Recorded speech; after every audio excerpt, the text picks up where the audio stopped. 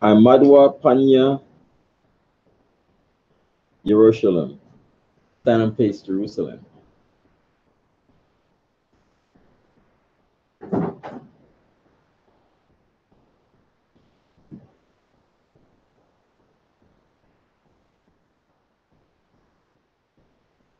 Daniel, can you read everything? Can you do the reading?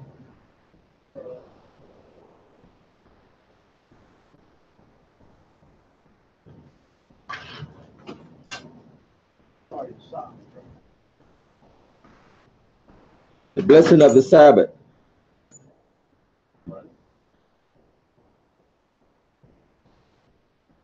Barakta Yahweh. Bahasham. Yahweh Shai. Asherah. Netananawa. Hashabat.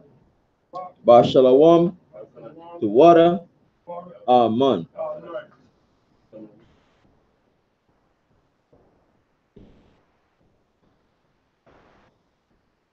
Blessed are you, Yahweh, in the name of Yahweh Shai, that give to us the Sabbath in peace. Thank you. So be it.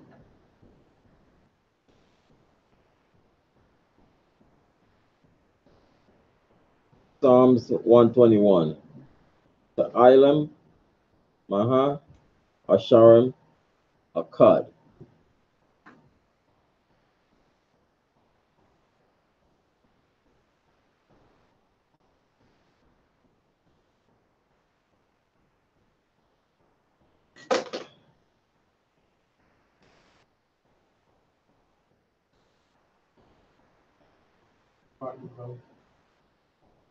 Anya, Aharim, Yunimya, Al, Aharim, Mahayan, Yabua'a, Isaiah, Yabua'a, Mayahawa, Shasha, Shamayam, or Ratiza, La'a, Yonathan, Lamawat, Rogalia, Yala'a, Yenawum, Shamarka, Hana, La'a, Yenawum, Wala'a, Yayashan, Shashamar, Yasharala, Yahawa, Shamaria, Yahawa, Tazalia, Ail, Yad, Yamyanya, Yawamam, Hashamash, La'a, Akaya, Wayarak, La'a, Balayala, Yahawa, Yashamaria, Makal, Rai, Yashamar, Napashia, Yahawa, Yashamar, Hawalakia, Wabaya, Maitha, Wa'id, Iwalam, Basham, Yahawisha, Tuwada, Aman. Psalm 121. I will lift up my eyes unto the hills, from where comes my help. My help comes from the Lord, which has made heaven and earth. He will not suffer thy foot to be moved. He that keepeth thee will not slumber. Behold, he that keepeth Israel, neither nor slumber nor sleep. The Lord is thy keeper. The Lord is my shade upon my right hand. The sun shall not smite thee by day, nor the moon by night. The Lord shall preserve thee from all evil. He shall preserve thy soul. The Lord shall preserve thy going out and thy coming in from this time forth and forever. Amen. Amen.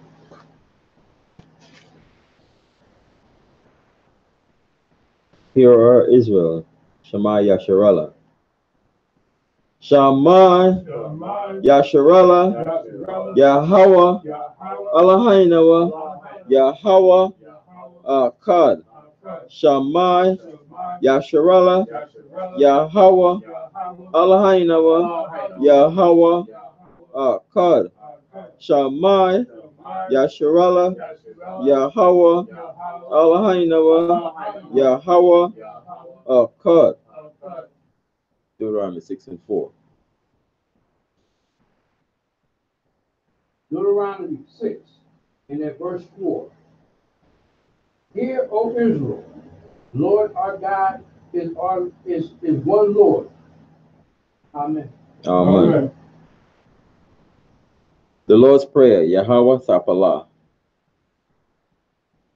Abiyanawa, Shabbat Shemayim, Kodash, Haya, Shamka, Yahweh, Malakwatka, Taba'ah, Ratizawanka, Haya, Aisha, Bar Ratiza, Ka, Bashamayim, Natalanawa, Lakum, Yawum, Za, Wasalakanawa, Ka Wawatinawa, Kasalaknawa, Ka Wawatinawa, Wala'a, Abiyanawa, Al, Nasaya 1, Abal, Awashinawa, Marai, Kaya, Laka, Hamalakwat, Wa'ala, Wahatapa Arat, Loai Walam. Amen. Matthew 6 and 9. Matthew 6 and 9.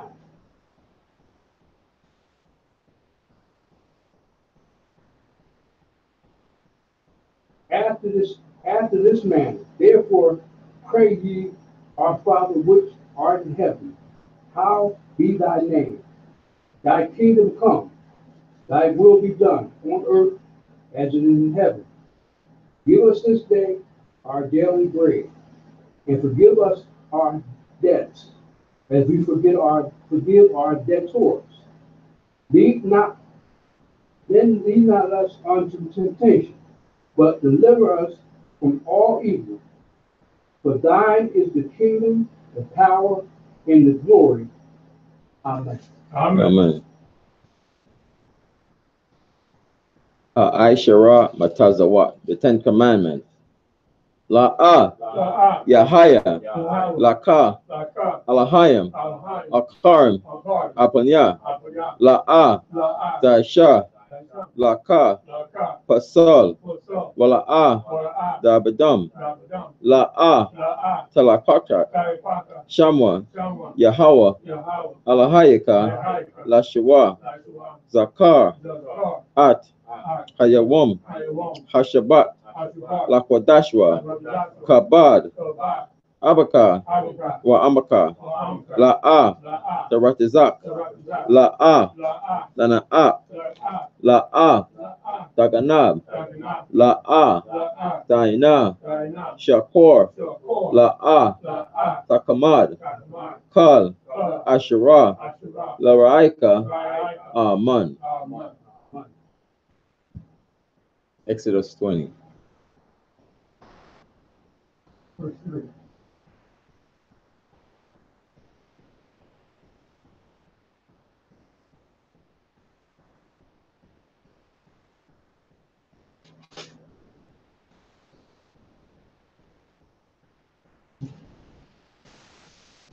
Exodus 20, and at verse 3.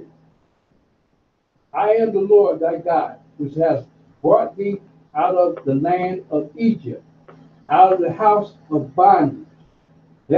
Thou shalt not have no other gods before thee. Thou shalt not make unto thee any graven images, or any likeness of anything that is in heaven above, or that is in the earth beneath, or that is in the waters underneath the earth. Thou shalt not bow thyself down to them, nor serve them, for I am the Lord God, is I am a jealous God, visiting iniquities upon the fathers, upon the children, in the third and fourth generation of them who hate me, and showing mercy unto thousands of them that love me, and keepeth my commandments. Thou shalt not take thy name, the Lord God, in vain, for God will not hold thee guiltless that taketh his name in vain. Remember the Sabbath and keep it holy. 6 days thou hast labored and do all thy work.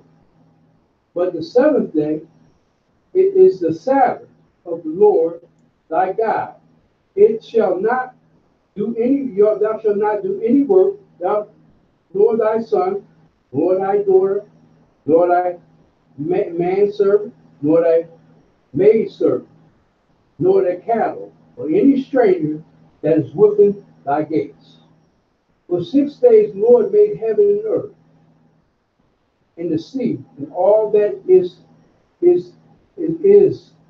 and he rested the seventh day. Wherefore the Lord blesses the Sabbath day and hallowed it. Honor thy father and mother, that thy days be long upon the land which the Lord has given thee. Thou shalt not kill, thou shalt not commit adultery, thou shalt not steal, thou shalt not bear false witness against thy neighbor. Thou shalt not covet thy neighbor's house, nor covet thy neighbor's wife, nor manslave, nor manservant, nor his maidservant, or his ox, or his ass, or anything is thy neighbor's. Amen. Amen. Amen. Yeshua, be seated. Yeah. Some words. Yeah. Some words out here.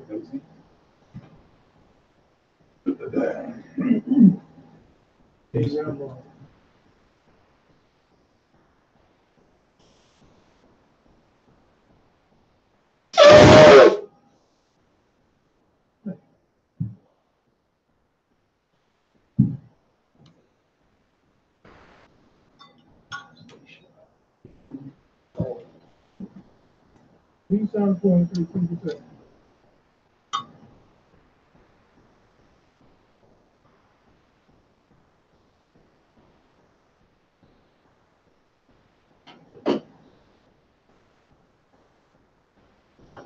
Barakta Yahweh, Ba'ashem Yahushai, Asherah, Netananawa, Harya Hagapan, Tawada, Aman, La, Yahweh, Bahashem, Yahushai, Yasha'Allah. Blessed are you, Yahweh, in the name of Yahushai, that give to us the fruit of the vine. Thank you, so be it to Yahweh, in the name of Yahushai, with Israel.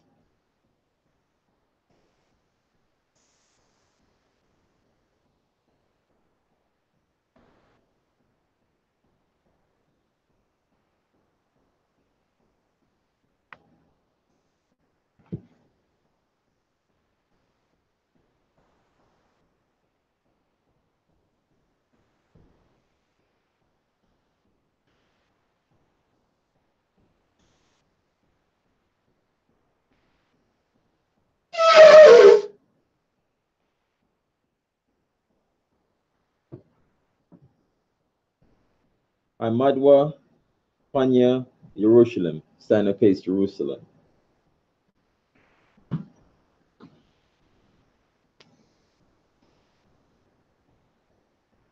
Barakata Yahweh, Hagadal, Rakawam, Abiyar, Wanara'ah, Al Yawan, Malak, Shal, Shamayam, or Ratizah, Wakal, Dabarim, Kayayam, Wagam, Amashiach, Mayahawa, Hadawanawa, Ahabnawa, Apalah, Yewaitiza, Yahawashai, Zakarnawa, Yahweh, Bartazawan, Imka, Yasha'ala, Izarnawa, Mana, Wasap, Yasha'ala, Al, Nanawa, Yamyan, Aitha,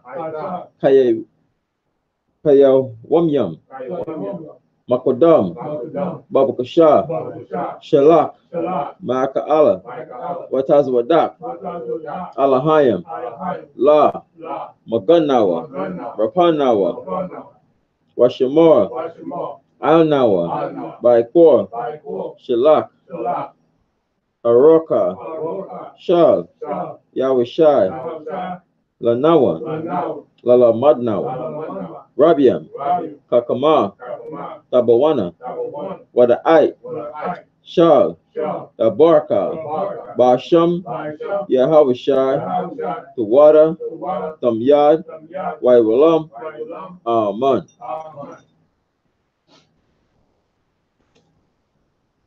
Blessed are you, Yahweh, the great, merciful, mighty, terrible, most high power, King of heaven and earth, and all things living, and also the anointed from Yahweh, our Lord, our friend, the wonderful counselor, Yahweh. Remember us, Yahweh, favorably, your people Israel. Help us build and gather Israel. Most high, we beg you. Right now, like the days of old, please send Michael and the righteous powers to protect us, heal us, and watch over us. Mainly send the spirit of Yahushua to us to teach us much wisdom, knowledge, and understanding of thy word. In the name of Yahushua, thank you, always and forever. So be it.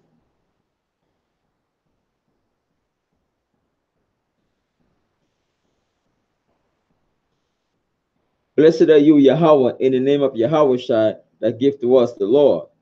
Barakata Yahweh, Ba'asham, Yahushua, Asherah, Nathanawa, Hatawara.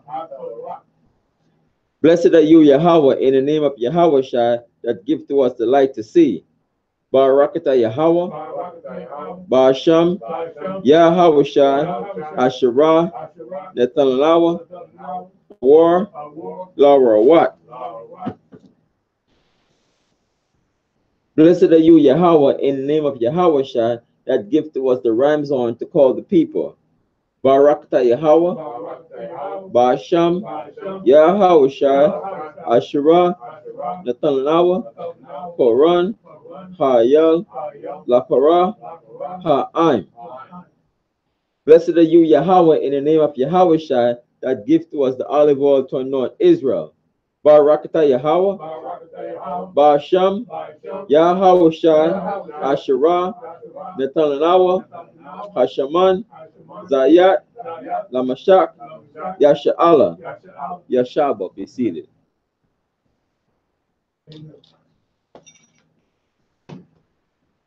Thank you for calling.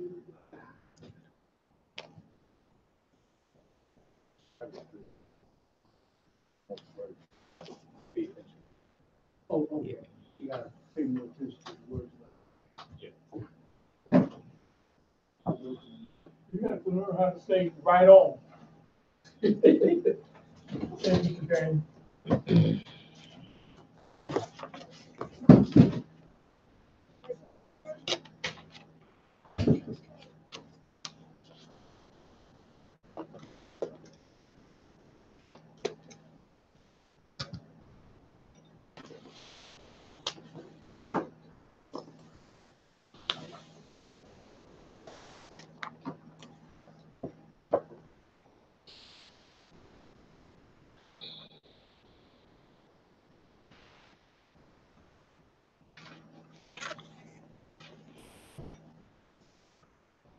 Shalom, Israel. For me, Asher Allah, Rise Israel. The Black, Hispanic, and Native American. We're God's chosen people, and we have to come back to this law, statute, and the commandments of the Bible. So today, my name is Priest Kahan Yawakanan, and I'll be presiding over the service. And normally, when you go into the scripture, we read the Hebrew, which I have the interlinear, as you could maybe see. It's an interlinear. You can see that it's not King James, but they try to translate each word as English as much as they could. This is modern Hebrew, and this is in ancient Hebrew. You can see it's ancient Hebrew.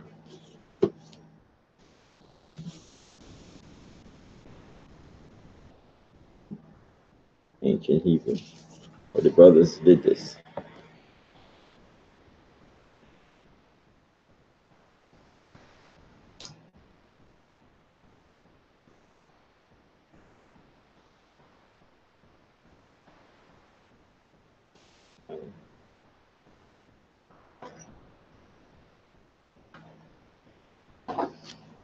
And those is good to know the Hebrew, not necessarily for salvation, but it's good to know the original language that the Old Testament is written in, so you can know more detail of what it's saying, each word.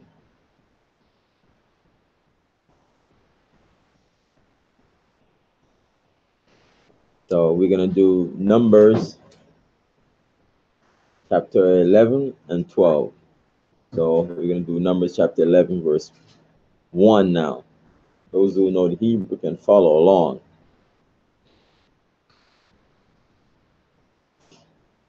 Wayahaya ha'aim ka mata a nanyam rai ba'a zanya Yahweh waya shamai Yahweh waya kar a pawa wa sa ba I bum ash Yahweh wa sa kal ba kwa taza ha ma ka na ha. Verse 2, wa yataza ik ha'aim al masha, which is Moses, wa ya sa halal ma sha al Yahweh wa sa shwai ha ash. Verse 3, wa ya pora sham hama kwa wam ha wa a saba I ha kaya ba I ra bum ash Yahweh. Verse 3, wa ha. Yes. The feed on the YouTube is out. Somebody check that, because it's running here. It's running there? All right, I'll check my TV. All right, it's out over here. Okay. Yeah, it's running. Can you check it out?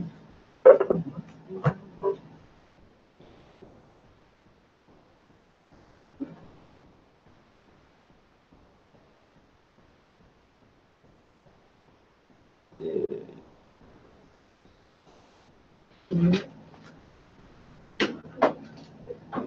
I see it's live here. What's that to you, sir? Numbers chapter 11. Okay, yeah. Verse 4.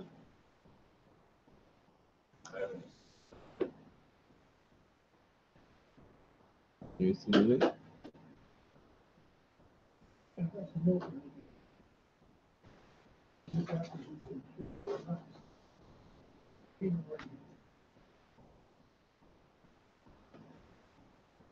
I sent it.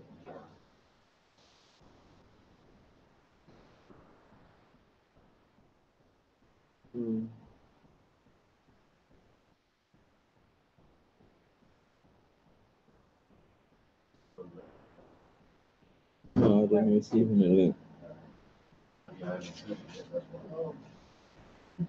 I sent it. Oh, he didn't send it. Yeah.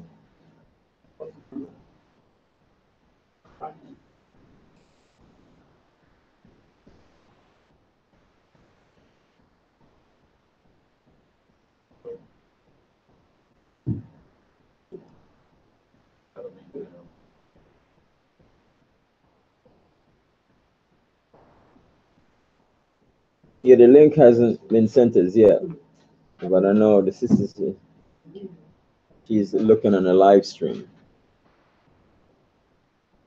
So maybe some people just would go to the live stream and able to see it. Yeah.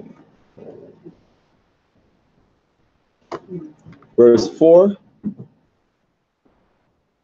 Waha a sa pa sap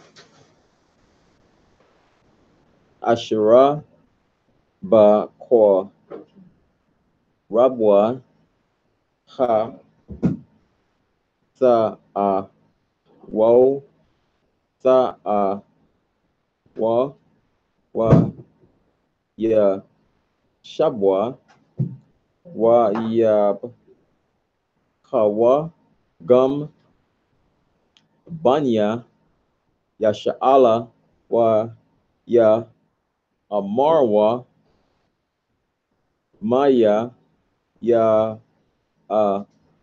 kal nawa bashar.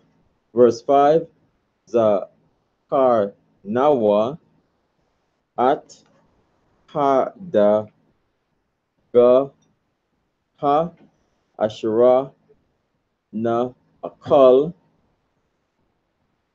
ba ma tazarium ka num at ha kwa sha a yum wa at ha a ba sak yum wa at ha ka taza yar wa at ha ba taza la yum wa at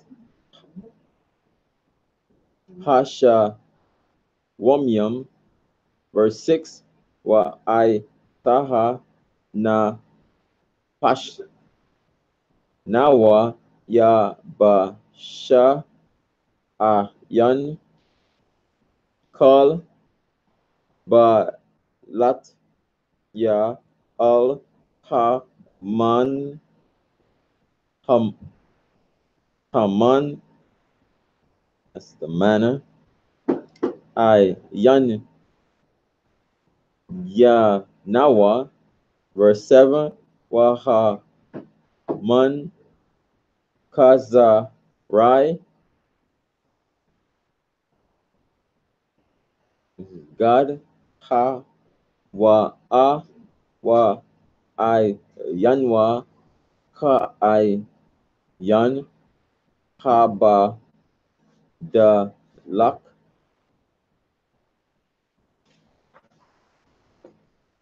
Verse 8.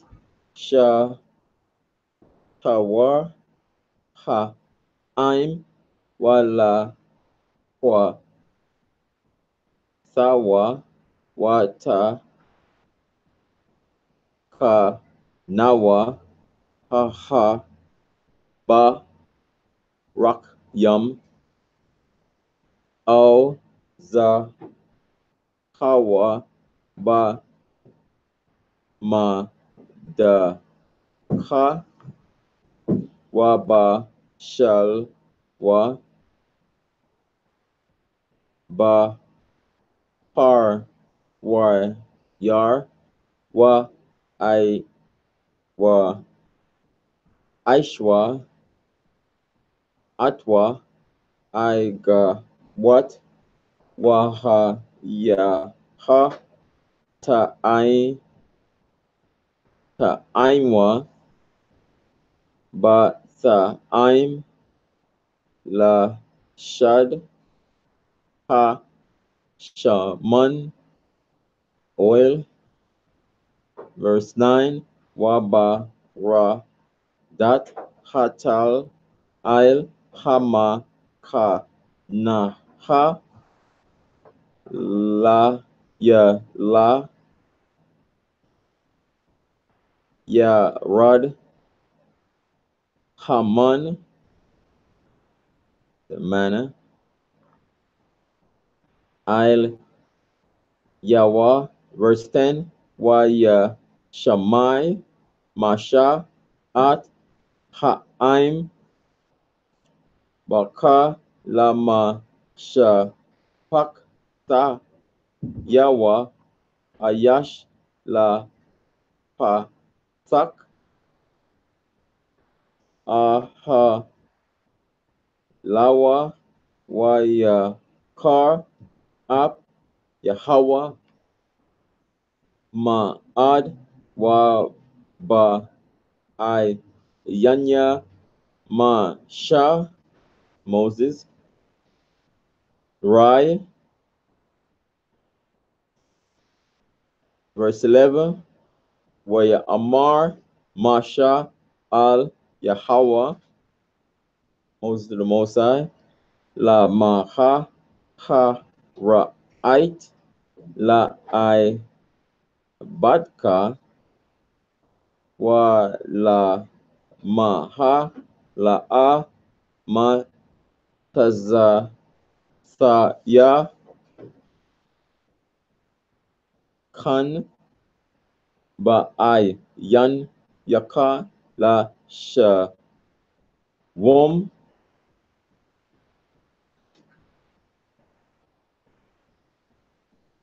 at ma sha'a kal ha'im ha za Ilya. Verse 12 ha ankaya ahar yat ya at kal ha'im ha za ankaya ya la dat ya ha wa kaya sa amar al ya sha'a harwa ba ka yak ka ba ashara ya sha'a ha man at haya nak al ha dam ha ashara na sha ba ait la ab sa yawa. Verse 13 ma one laya ba shara la sat la kal ha'im ha za'a kaya ya ba kawa aya la amar na sa naha la nawa ba shara wa na a wa na akalha. Verse 14 la wa kal an kaya la badia la sha'at At Kol Ha'im Haza'a Kaya Ba Ka Bad Ma Manya. Verse 15. Wa'am Ka Ka At Aisha Laya Ganya Na Harag. Do you have it in speaker? Yeah, I can hear echo. Yeah, I can hear it. I can hear it back there. Ma Taza At Ya Kan Ba I Yan Yaka Wa Al Ara Aha Ba Ra Ait Ya. Verse 16. Wa Ya Amar Yahweh Al Masha. That's Yahweh to Moses. Asapaha Laya Shab Aim Yam Ayash Ma Za Kwanya Ya Sha Allah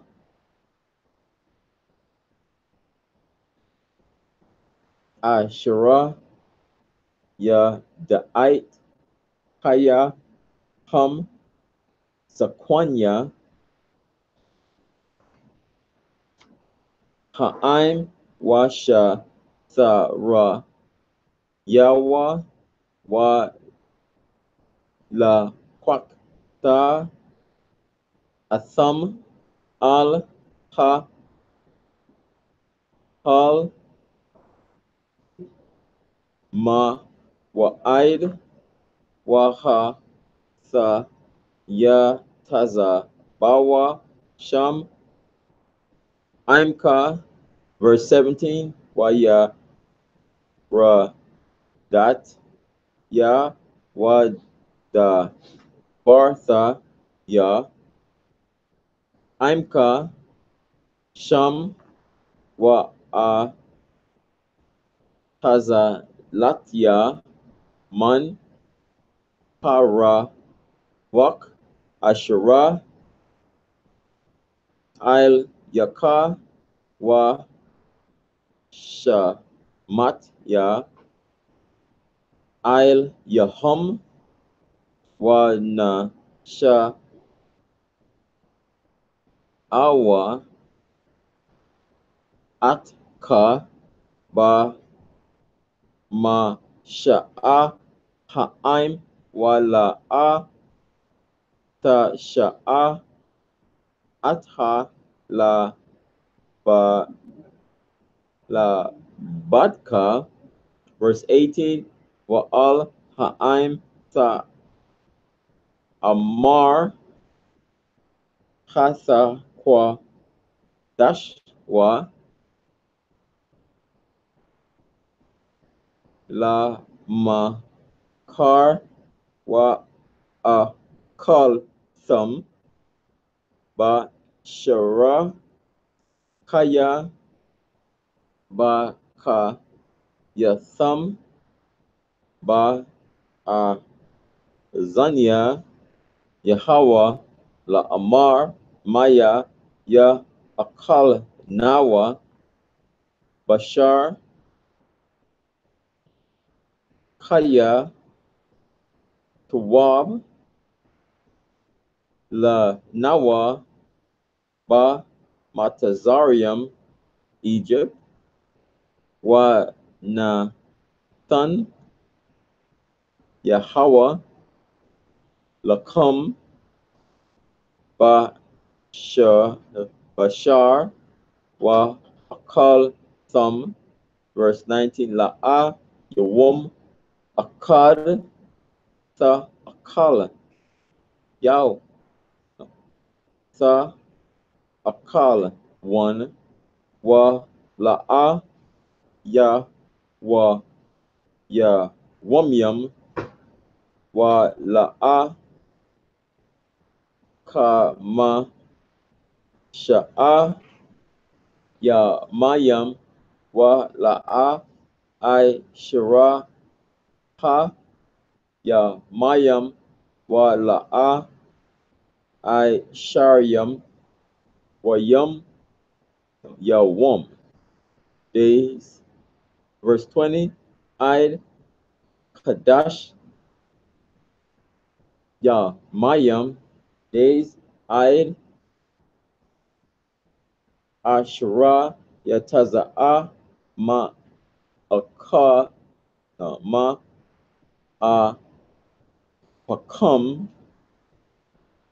waha ya ha lakam la zara ya ein kaya ma a sa thumb at Yahweh Asherah ba kwa rab kum wa tha ba kawa la panyawa la amar la maha za ya taza anwa ma ma ma tazarium Egypt.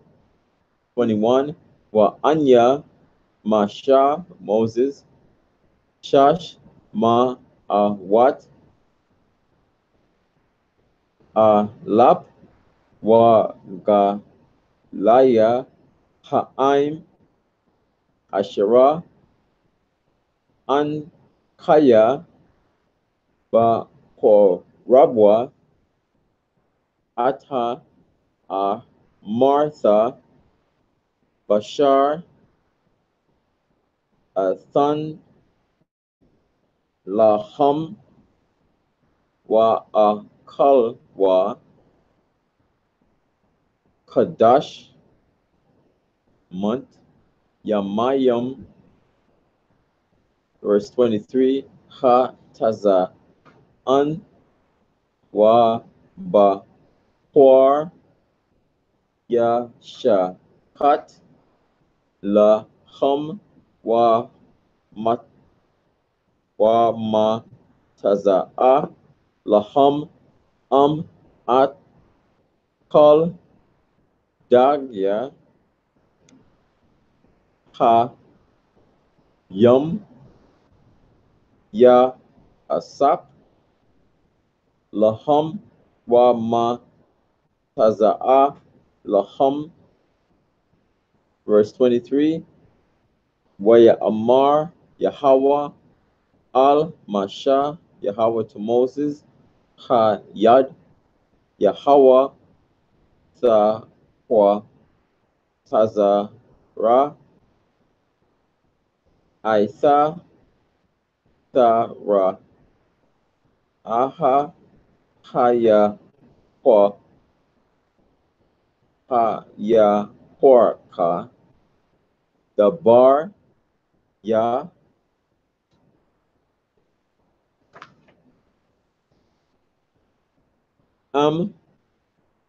La'a. Verse 24, Waya Taza'a Masha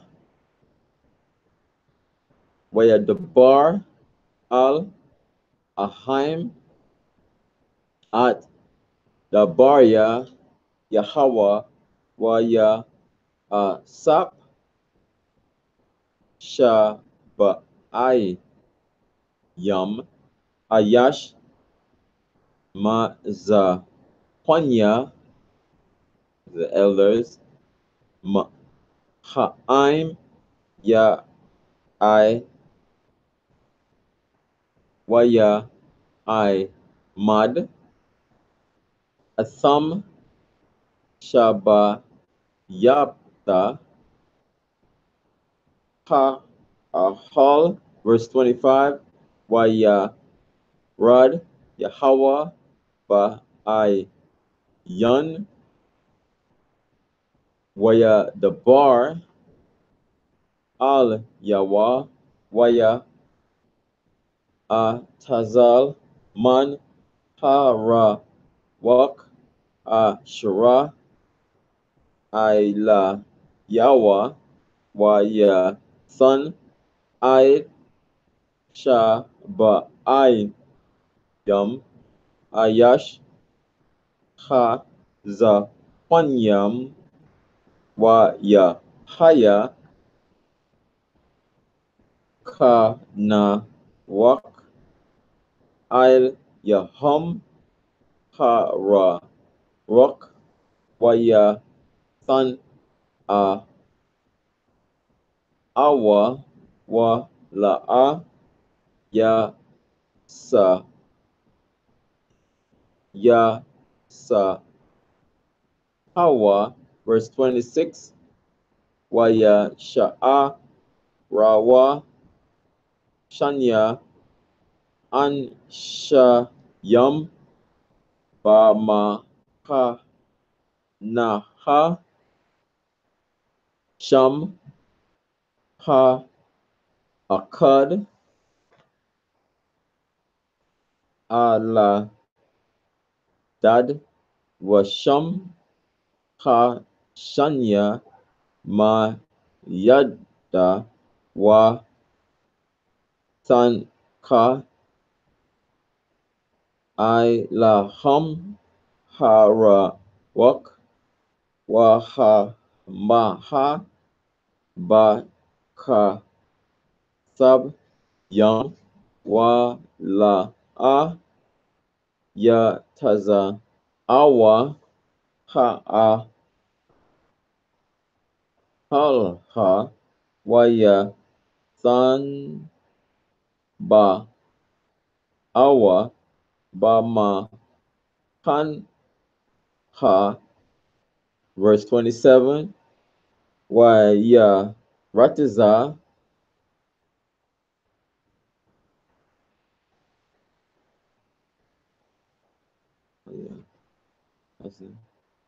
is it wa ya rataza ha na I wa ya God la masha Moses wa ya amar al ladda wa ma yad da ma sa na ba yam ba ma kanma. Verse 28, wa ya ain ya ha wa shai ban na one ma sharat ma sha Moses ma ba ka ra yawa wa ya amar adanaya ma sha Moses ka la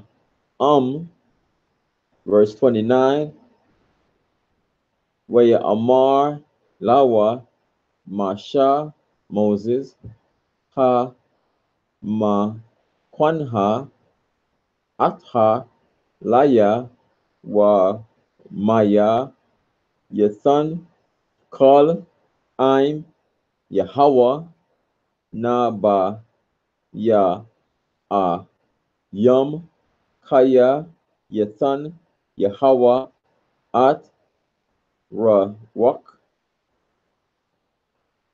ra rakwa il yahum. Verse 30, waya asap masha Moses al ma hama ka na ha wa wa za kwanya, the elders Yasha Allah. Verse 31, wa ra ruk na sai ma'at Yahweh wa ya God sha la wa yum man hayam wa ya tash il kama ka naha ka da ka darka yawum de kaha wa ka darka yawum de kaha sa ba yab wat hama kanha wa ka a mat yam il hanya ha a ratiza ert.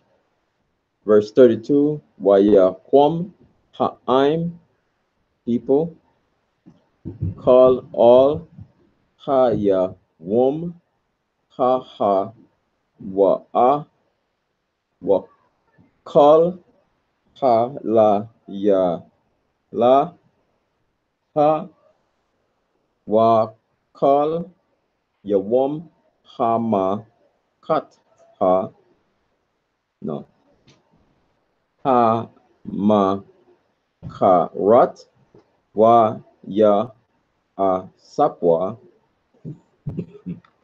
At Ha Sha Lawa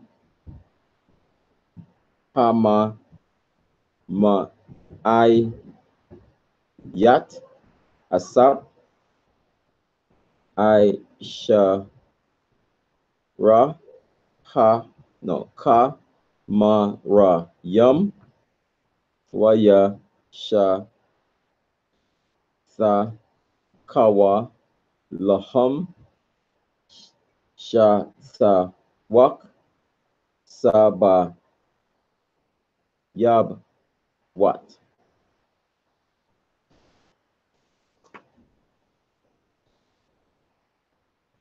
Hama Kanha, verse 33, Wa, no, verse 33, Haba Shar,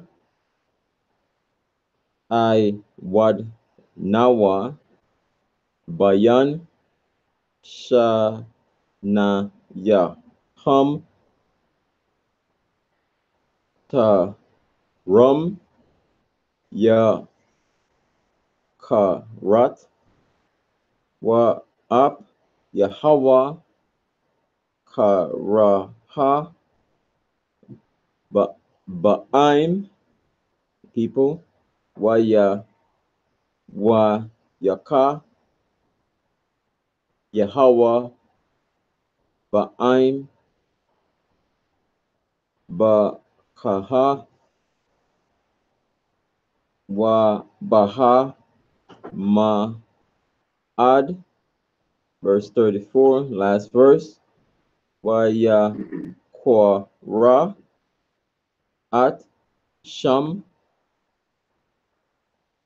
Ha, Ma, Wam, Ha, Ha, Wa'a,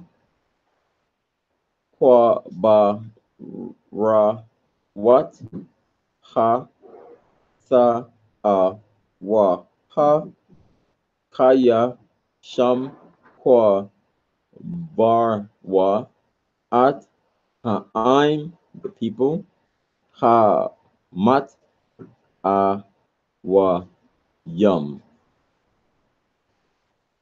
Amen. No, no, no, no. No, no. No, 35 last verse. Sorry.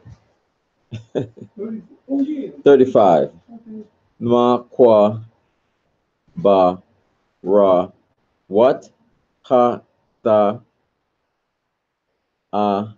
Wa, Na, Sa, Iwa, Ha'im, Ka, Tazar, Wat, Wa, Ya, Hai, no, Wa, Ya, Hai, Yawa, Ba, Ka, Taza, Ra, Wat.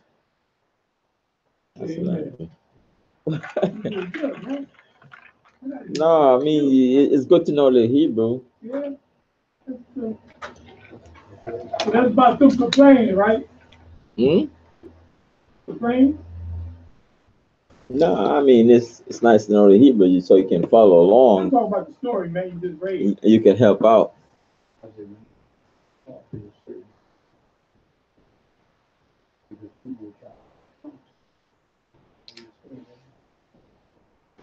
Right? I was looking at that on the DVD with my phone today. Girls and all, they didn't know.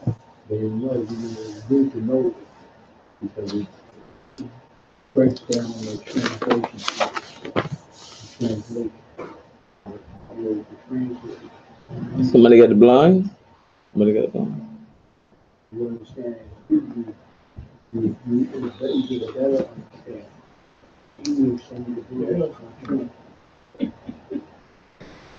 I wish you was serious. yeah, so when we go out, we can't. Most of those people speak English. Right. So we have to speak words in which they can understand. Mm-hmm. But for us, it's good for us to Seems like they should give us class. They should give us class. We give you the alphabet. You got your alphabet? A, B, C. know. Now the Hebrew alphabet. Mr. Daniel probably came.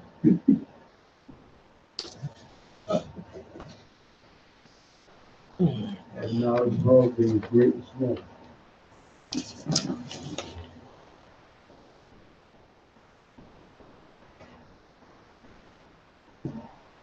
All right. Numbers chapter 11, verse 1.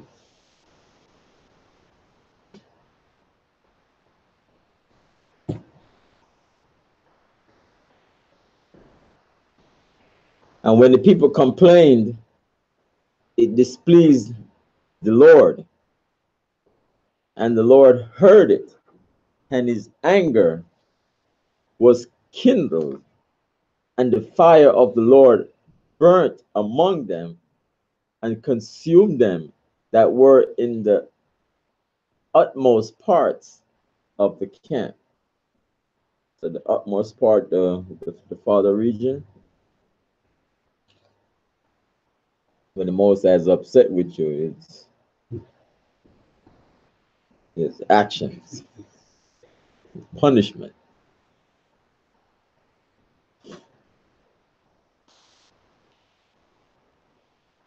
So, and the people cried unto Moses, and when Moses prayed unto the Lord, the fire was quenched. So Moses was our, intercessor. Gone, pourquoi? Fine. So the people, the Musa,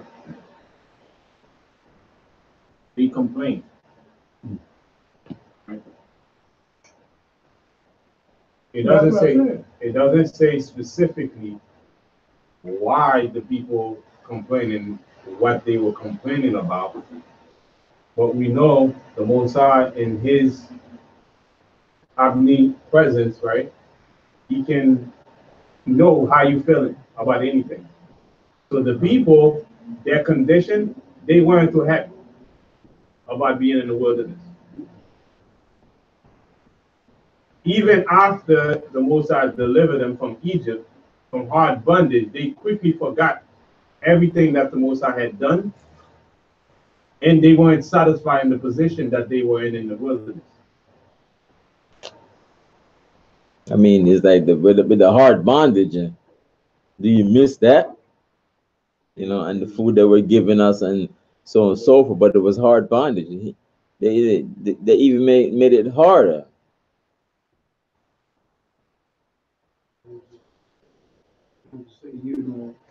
I was talking with my son, talking about people complaining on the job. And I said, well, most I don't like that people. People for praise. Thank you. Be thankful.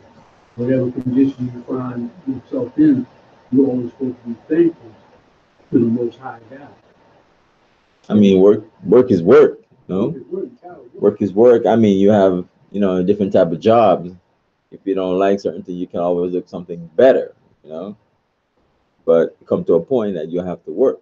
You have to get up, go to work, do your 8 hours or more, you know, because the quickest thing to get legitimate money is to go to work, to take care. You know, you don't work, you don't eat.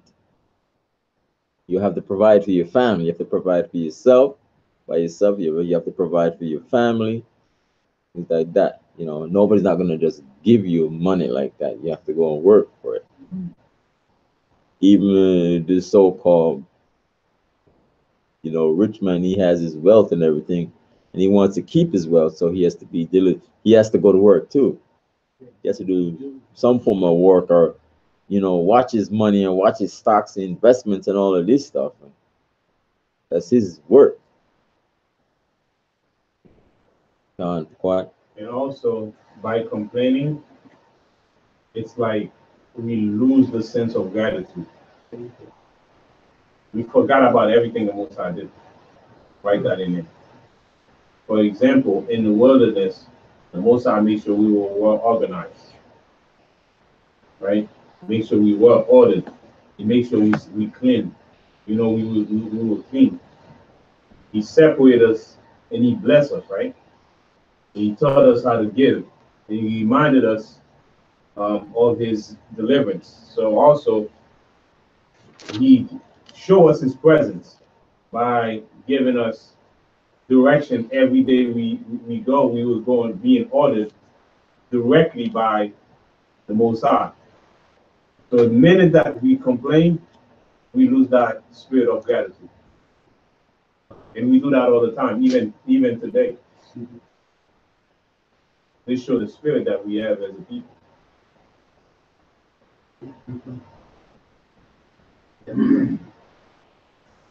So even, I mean, all the stuff that we going through, we could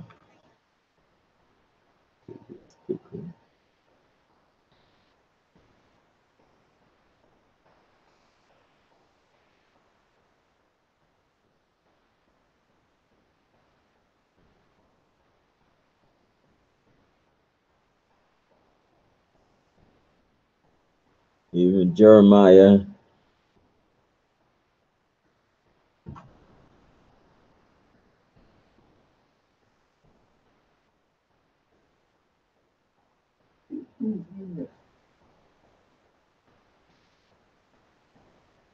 Jeremiah 30:7.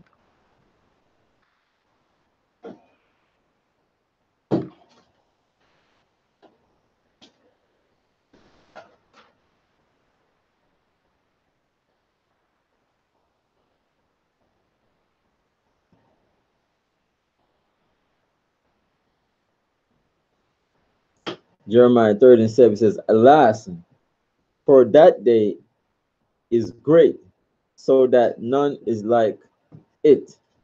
It is even the time of Jacob's trouble, but he shall be saved out of it." So, you know, when trials and tribulation and all kind of trouble, you know, even Revelation 2:9, you know, some, you know, say, oh, the Most High doesn't know what we're going through. We all the stuff that we go through every day, you know, money and wealth, you know, money and health and all kind of financial troubles and affliction. It's a Revelation 2:9. He says, I know thy works and tribulation and poverty. To the Most High, I didn't read the rest of it, but the Most High knows what we're going through. You know, the works that we do, trying to build this nation, and the tribulation, all the stuff that we, you know, go through, you know, every day, and the poverty, are we struggling to make ends meet, or just living just in a poor condition? And at the same time, you know, you read that scripture, that's very excellent scripture. Most I know all of that, right? But oftentimes we stuck into the tribulation that we're going through. That's what we remember. We don't remember the thing that the Most High did in the past.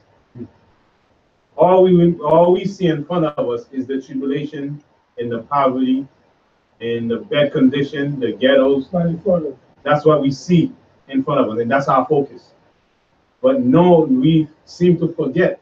We were just came out of hard bondage, right? And if we recollect what we were doing, how they made us work hard, right? And sometimes the stuff that we need to work, we didn't have even provide the resources. We had to find the resources to build the stuff for them, right? So it's not like we were provided at one point, but it was lacking what we were provided to work with. So we had to come up with, you know, whip our brains out to come up with, you know, resources to make things happen, the materials that we needed to build those buildings, those pyramids, right, for them. But the Most High got us out of all of that. Granted, our situation was not the best in the wilderness, right? But we shouldn't forget what the Most High took us out of. But the minute we start thinking like that, the Most High said we were very ungrateful, and He was very angry because of us being ungrateful, right? So in a situation like this, well, we got to think about being gratitude, right? That's what we need. And faith, we need faith for now in the future. Yeah, because it's the Most that took us out of Egypt with a mighty, you know, with a mighty hand and everything. The Most High was with us. With us, the Most High was gonna make us starve to death, die of thirst, and all of that. The Most High was gonna provide for us.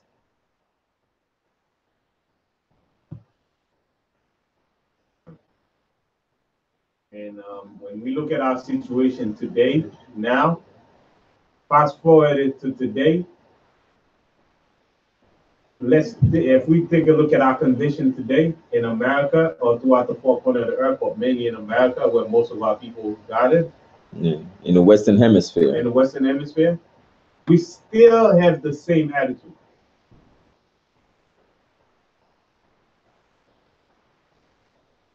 As if, you know, what you're going through, it's so worse. I mean, you can feel it then and there, you know, but like the whole nation.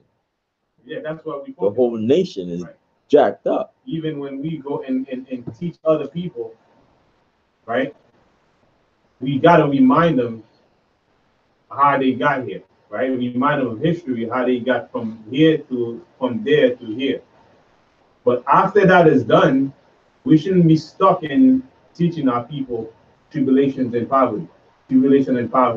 That's all we teach them, right? So we stuck in the same mind frame that the Most High was angry with us about. No. Verse 3. And he called the name of the place Taberah, because the fire of the Lord burnt among them. So I looked it up. It says burning. Also, I got few scriptures. Yeah, let me. Verse 3.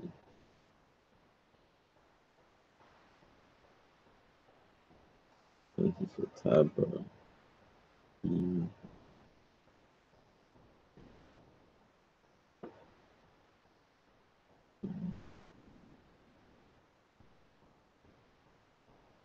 Oh, time for what? Right. So when we look at the fire, right, and we know the Most High's word is described as two-edged sword. That same fire we were following, that was providing us, that was used as an emblem, right? Israel was using the fire as an emblem, right, to help them, right? So wherever the fire come up and go, we start following. that same fire turned into tend to burn us. Right? So the Most High's word is like two-edged sword. The same fire that can use for your comfort, that same fire can turn around and burn you. If it's not, if we don't appreciate, how to use it. That's exactly what happened to us. Hebrews 4 and 12. Verse.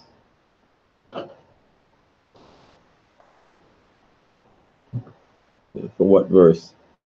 For two. The one that says the fire burning. Hebrews 4 and 12. You got to read.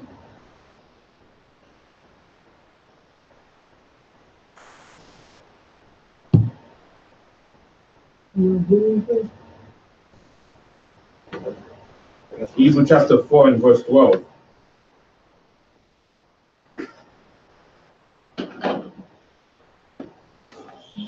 And it reads, "For the word of God is quick and powerful and sharper than any two-edged sword, piercing even the dividing asunder of soul and spirit, and of the joint and marrow, and is a discerner of the thoughts and intents of the heart." So whatever the Most High created, He created it in tools. Right? The Bible can be used, the word can be used for our good, and also it can be used to destroy us when the Musa speaks. So the fire that we will use as an emblem of His presence, of the Musa's presence at night. But now that fire in the presence of God becomes somewhat a two-edged sword before Israel.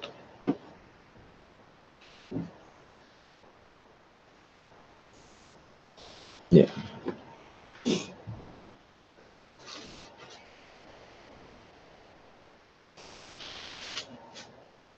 The verse 4. Read 3.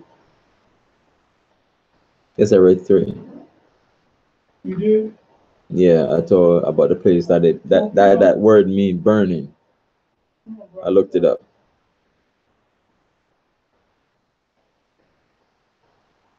Because I wrote it down.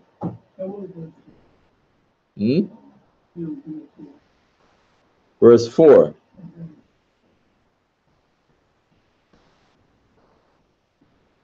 Verse 4, and the mixed multitude that was among them fell lusting, and the children of Israel also wept again, and said, who shall give us flesh to eat? Let's say the mixed multitude, these are Israelite, men, women, and children.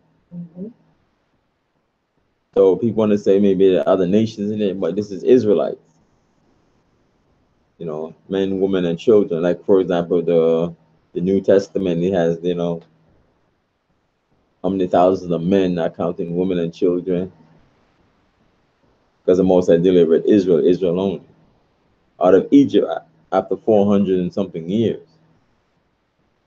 And we're looking for that deliverance now, in this modern time.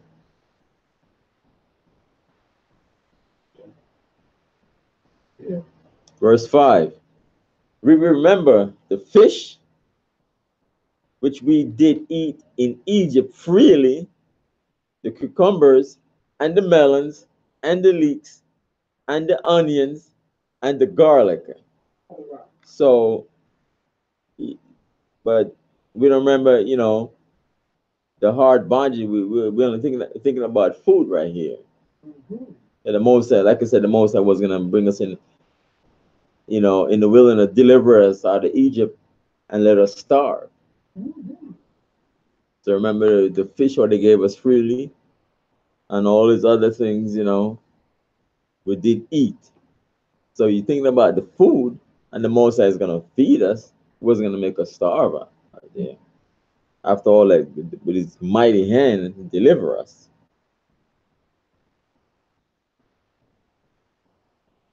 So verse 6. But now our soul is dried away, as if we're starving. There is nothing at all besides this manna, which is before our eyes. That's our cold people today. Yeah, the manna. Yup, black people like that today. Hey, man, come on now. I didn't know you was more than bread. I just a corner store there. In the desert. So we're talking about this manna as if we had nothing to eat, but we had the manna.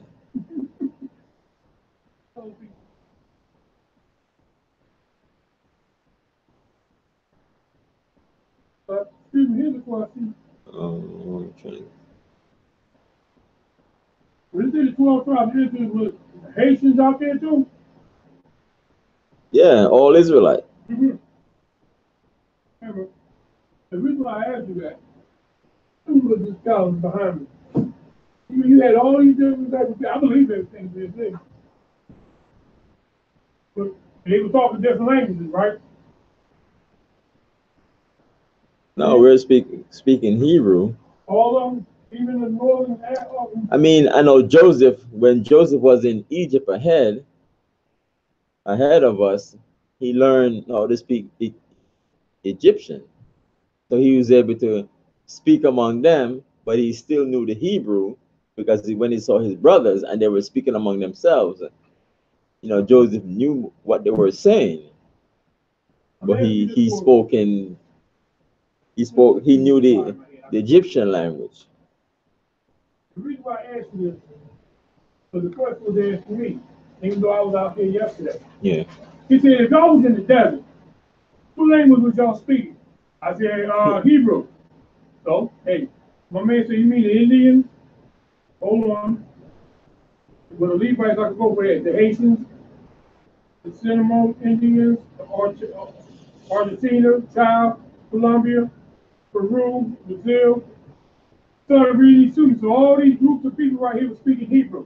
Yeah, we're speaking Hebrew, even from the Western Hemisphere, even the so-called, Native American and the, Indians and so on and so forth, they spoke in Hebrew before Christopher Columbus. We're doing these prayers right here. You know that, right? Huh?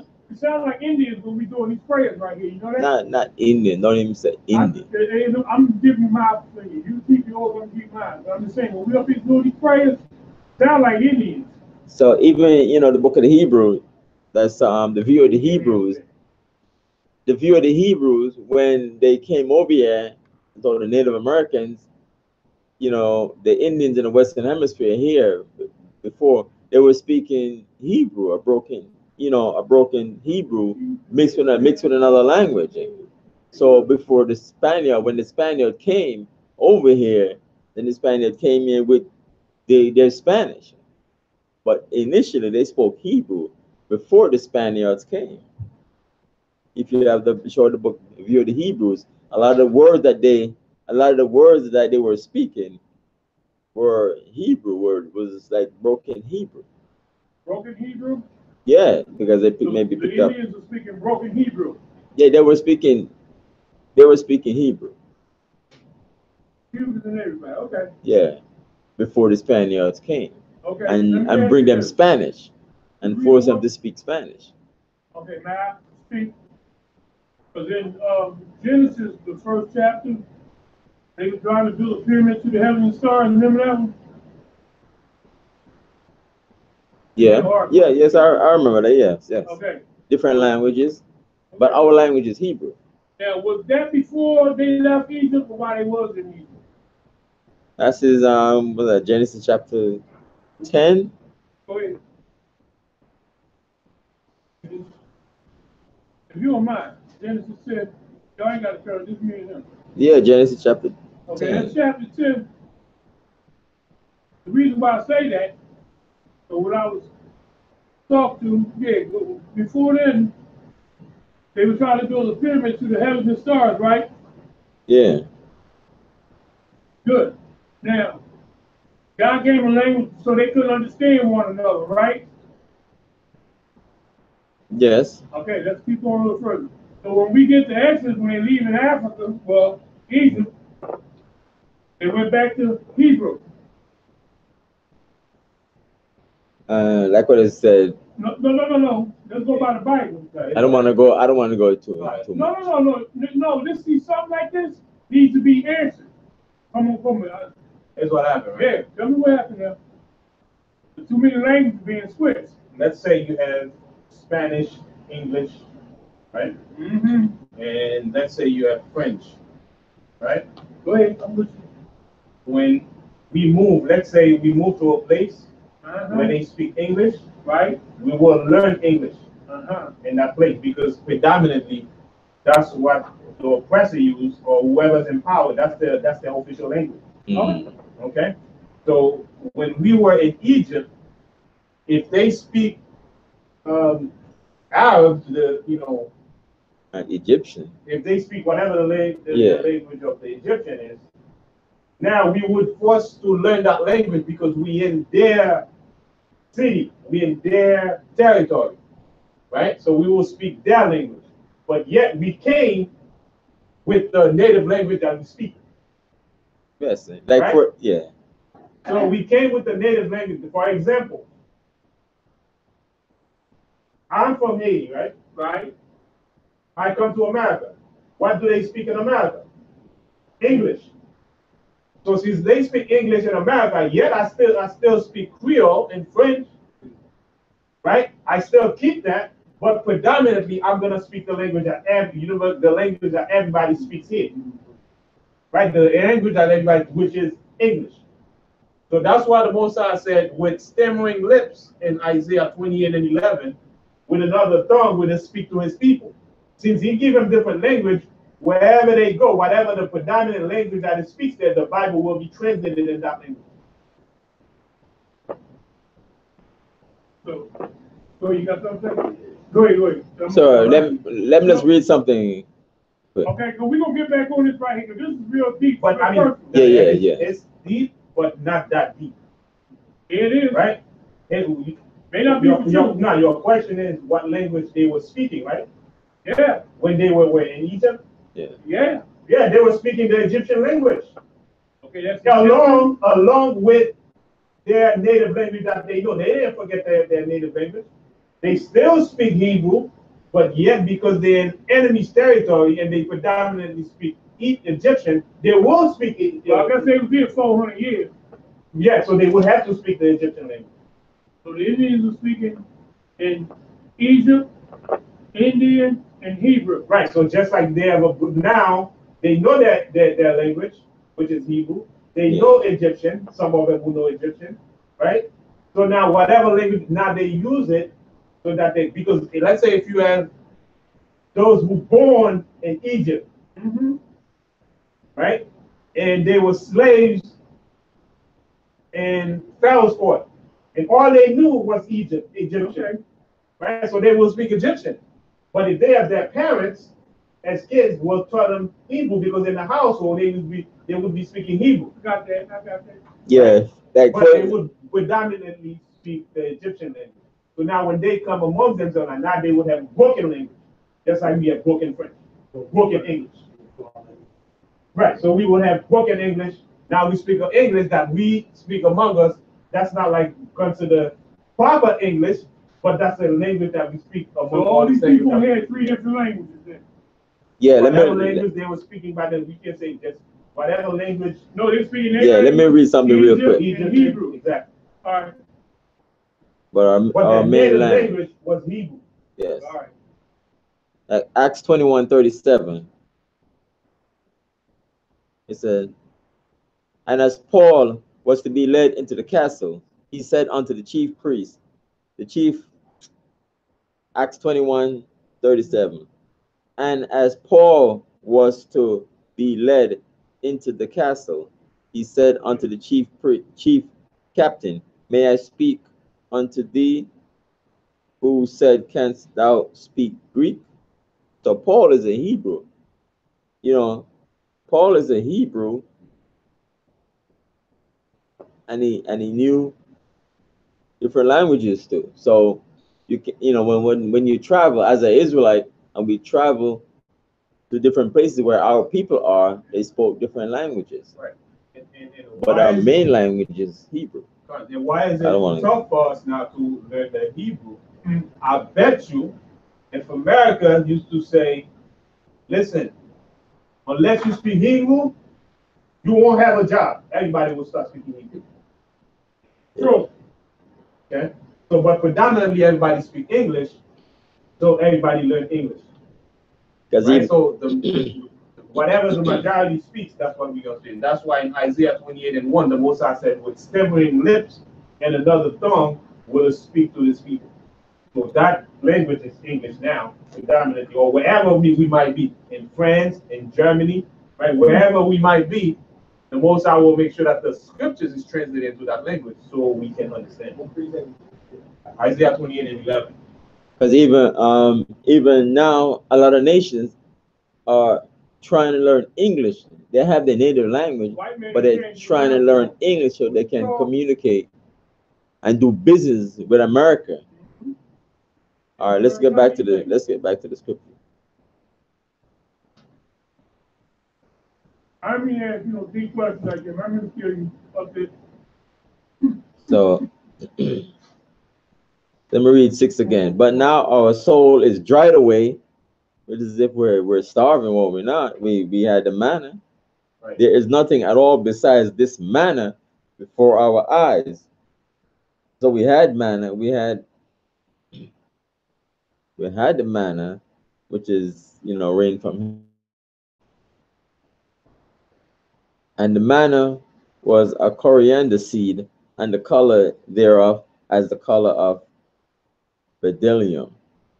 So when you read Exodus, in Exodus 16 and 14. How many languages you know? So verse 7. That's good. Verse 7, Exodus 16 and 14. Verse 7. Exodus 16:14. And when the dew that lay was gone up, behold, upon the face of the wilderness there lay a small round thing, as small as the hoar frost on the ground. And when the children of Israel saw it, they said one to another, it is manna, for they wist not what it was. And Moses said unto them, this is the bread which the Lord had given you to eat. So Exodus 16:14 and 15. Let me say something on that. It's the law of familiarity, right? Whatever you're familiar with, that's what you gravitate towards. So Israel, when it comes to food, they remember the cucumbers, the watermelon, right? They remember the garlic. They remember everything when it comes to food. But now in the wilderness, the Most High was trying to show us something different compared to what we were seeing, we used to, right? Try to make us not be comfortable too much in what is seen. Yeah. Right? So he gave us something that we weren't familiar with. But unless we decide to cooperate, it wouldn't make sense. I mean, it wouldn't taste right. Right? It's like some things you're not familiar with. And then all of a sudden somebody give it to you, the taste is different. But as you eat it, then you become to enjoy it.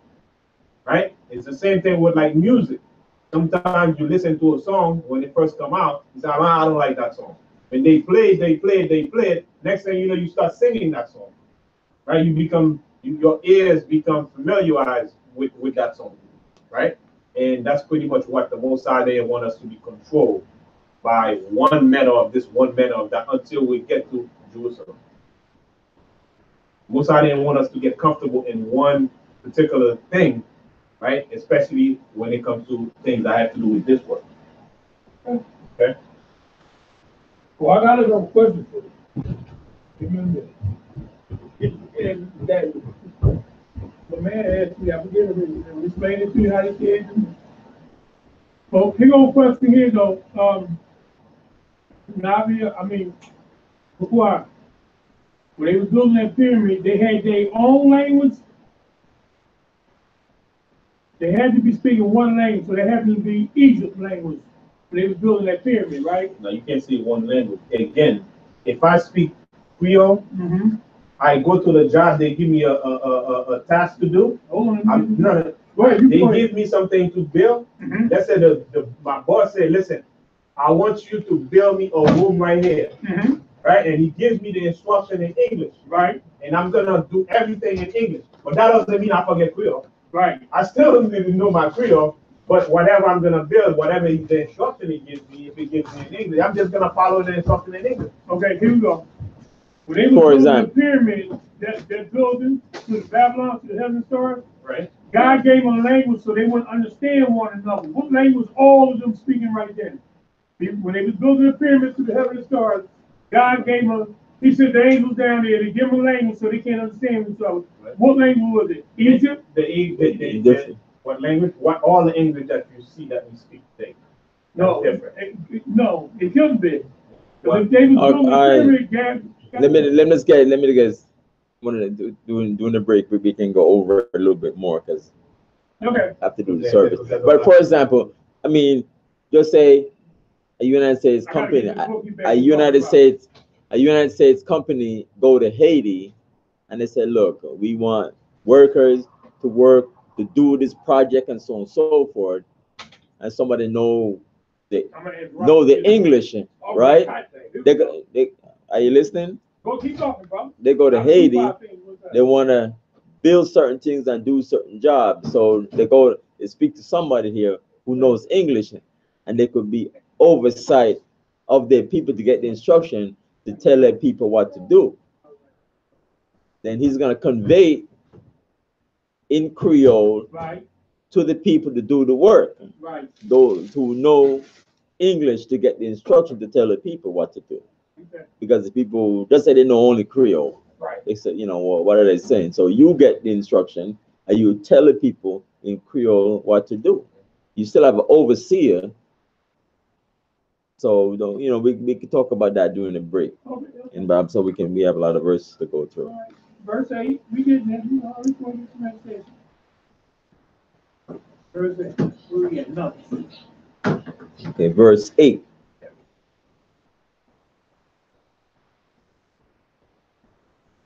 Verse 8, and the people went about and gathered and grounded it in mills, or beat it in a mortar, and baked it in pans, and made cakes of it. And the taste of it was as the taste of fresh oil. So something that we had, that the Most High gave it to us, so we could, different ways of doing it, so we can eat it. Verse 9, and when the dew fell upon the camp in the night, the manna fell upon it.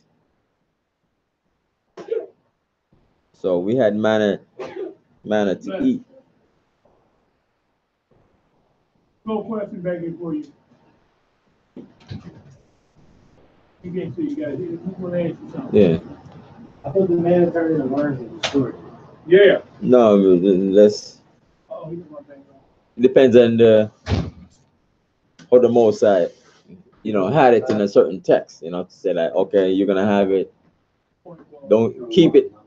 Certain things overnight, whatever, is gonna turn to that. Then he made it in a sense, when you start reading in the scripture, you'll find it about. So the manna was random. Manna fell down randomly. Yeah, the manna fell on so they can eat. So when you read Exodus chapter 16, you find out more about it. Okay, Exodus chapter 16. I don't want to read the whole chapter, but. No, I understand that.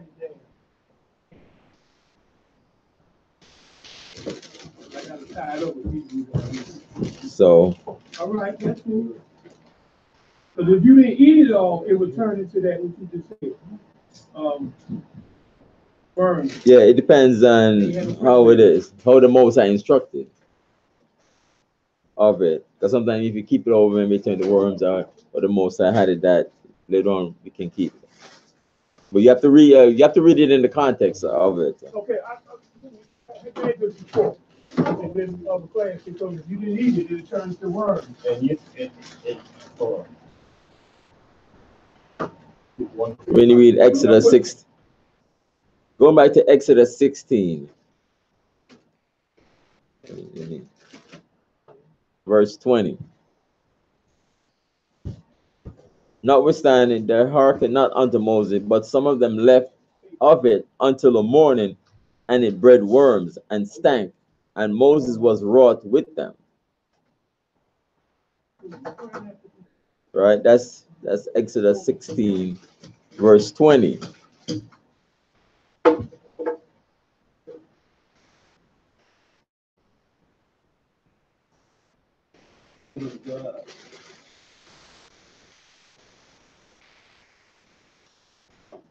So when you read Exodus 16, verse 20, you read it further down. Let me read it.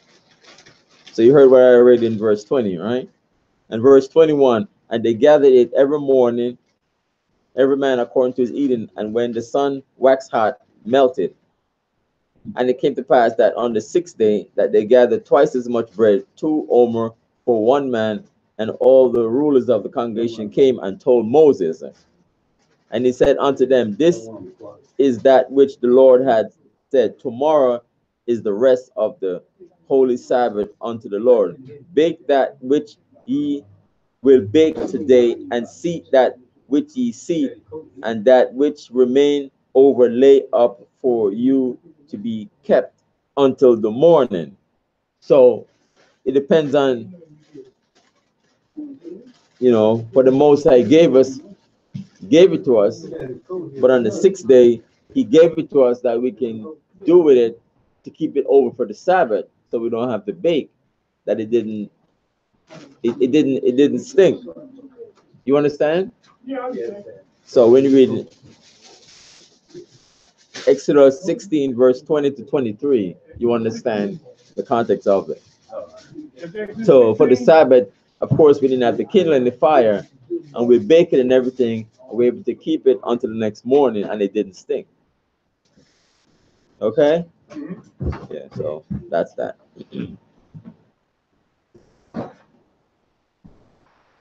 That's 16:20, right? 16, 20 to 23. Okay. What chapter you on today? Numbers 11. Huh? Numbers 11, chapter, verse 8. Oh, Numbers 11? Yeah, Numbers 11. Verse 8 and 9 now. Okay. So verse 9. And when the dew fell upon the camp in the night, the manna fell upon it. Verse 10.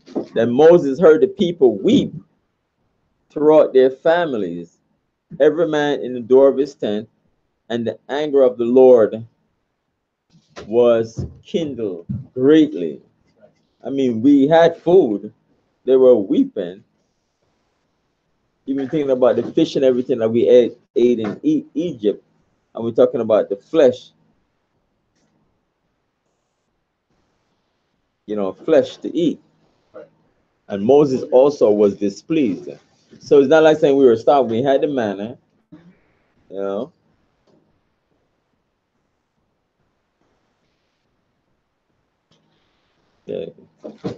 Pourquoi? You have something to say? The cry was more so about dissatisfaction. Yeah. He cried with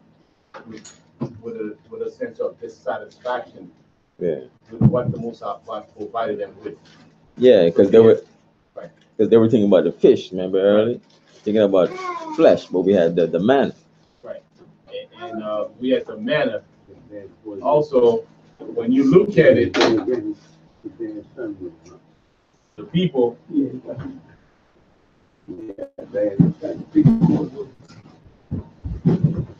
God, so the people,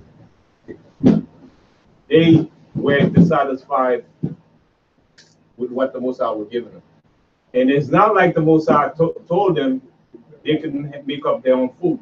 It's just that Israel just wanted to complain. Because remember, we left Egypt with flocks.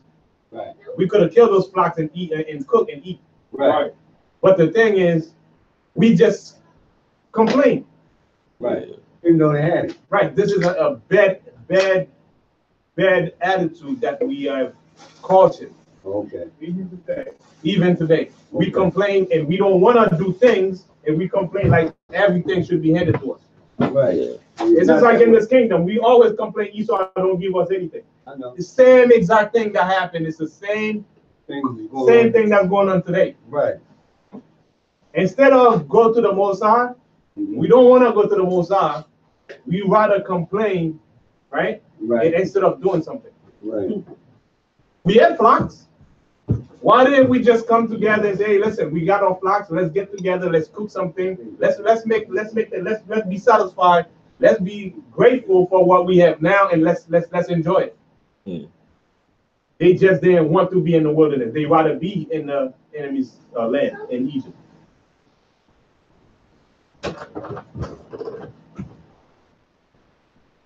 Same attitude. We out there complaining. Esau this, Esau that, Esau this, Esau that, Esau not giving us anything. We always complain about somebody not doing something for us. Yeah. Instead of go straight to the Most High.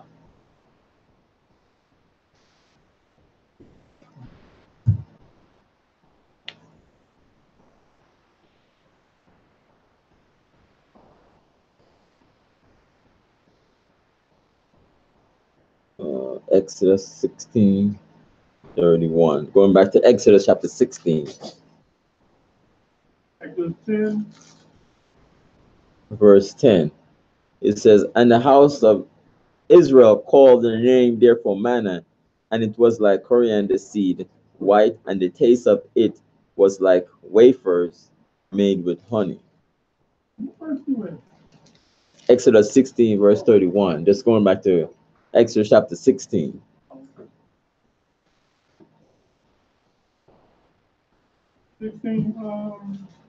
31. Okay, all right. So it tastes, it tastes very good. Verse 11. And Moses, after, and the anger of the Lord was kindled greatly, Moses also was displeased with the people. Verse 11. And Moses said unto the Lord, wherefore hast thou afflicted thy servant? And wherefore have I not found favor in thy sight, that thou layest the burden of all this people upon me? So Moses is feeling, the burden of the people, constantly complaining. So right. Moses was, bearing on heavy with the people. And quick comment. You see, Israel have a selective mind. We choose to remember what we wanted to remember in Egypt. Right? We choose to remember what we want to remember and exaggerate other things. We do the same thing today. So, we selective. The way we complain, it seems like Egypt was heaven on earth. yeah. Right? It's like Egypt was heaven on earth. Like everything was all good in Egypt. Right. We didn't remember all the heavy bondage that, we had to get our own thing that we're gathering for us. Right. But they said, no, go get your own. Right. And the tally should be same. Right. It's fast forward to today. Look at us in America. But even when the second Exodus, this Egypt going to be burning, so it was nothing to go back to. Right. So they're going to look at last the great city, as you read in Revelation. It's not going to be anything to go to thinking about going back. That's our people.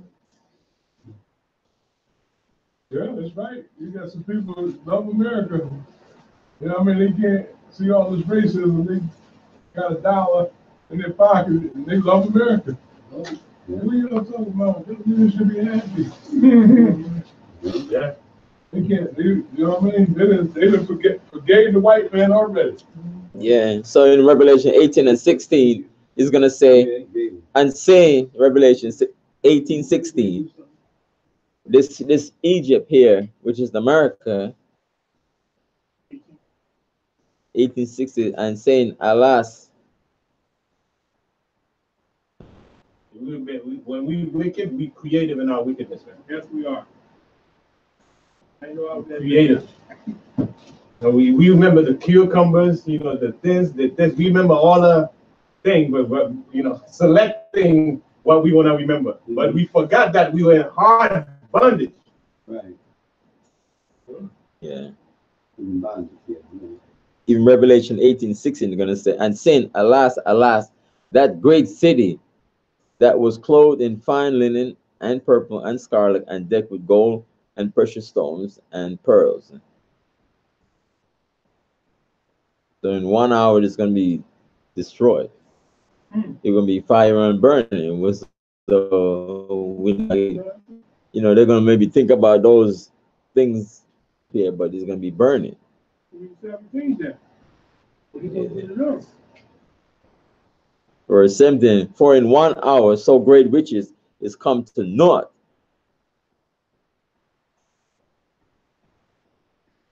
Verse 18, and But here's the whole part. yeah.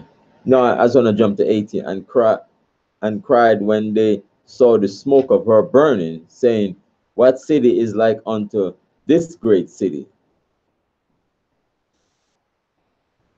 They talking that stuff, but they won't come near it. They ain't want to get burned. Right? Yeah, right? Stood afar. So they stood afar off. Hey. You know. So let's go back to, so Moses is feeling the burden of the people, you know, constantly complaining, and it's going to him because he was the intercessor. So Moses is feeling it. Verse 12, and Moses say now, have I conceived all this people? Have I begotten them, that thou shouldest say unto me, carry them in thy bosom, as a nursing father beareth the suckling child unto the land which thou swearest unto their fathers. You know, so because Israel is getting annoying, and is a lot of us, right? And we take all our grievance to Moses, right, and all our complaint, and he's feeling it. So Moses was displeased. So his feelings is like, I didn't conceive of all these people, etc., etc. Yeah, the pressure. Yeah, he's feeling because everybody's coming to him. He complained that they not children. Right. I mean, even him, he couldn't fathom how would these people complain the way they complain. He couldn't figure them out. Mm-hmm. Even though he's helping them, right? But to figure them out, to him it was like, man, I'm through, man, I'm done. Well, I know it's so doing his job. He wanted job doing his job. I can't believe that stuff. You know he's going on his job.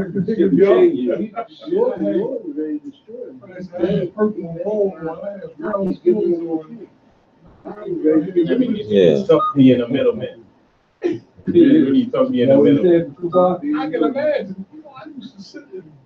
I used to sit with men on, sit up with great women. I did all this to come down here for these niggas and look how they. You go back to Pharaoh. Find something real quick. Yeah, he was high. And they made him get down, let the lady get up. I can tell you I saw that in the movie. Get down and let this woman ride on the donkey. He was Pharaoh's. One of them guys he talking about? He was Pharaoh's sister's son. Mm-hmm. Right. That's who he was. Moses. When he was He might have been second in charge. Well, and Ramsey got jealous of him. Ramsey got jealous of him. He could have killed him, but he sent him in the desert hoping that he would die. Right. But he didn't. Right. He heard a sheep, cow, whatever it was, with a bell around his neck. Sound like money, y'all. Gonna get something real quick. All right, TV. They had me, Brian. They had me. My favorite show. Find it real quick.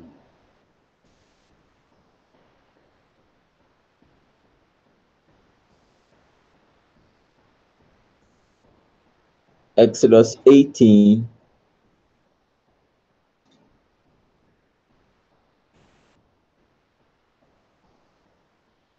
Exodus 18:13. Daniel will read that for me.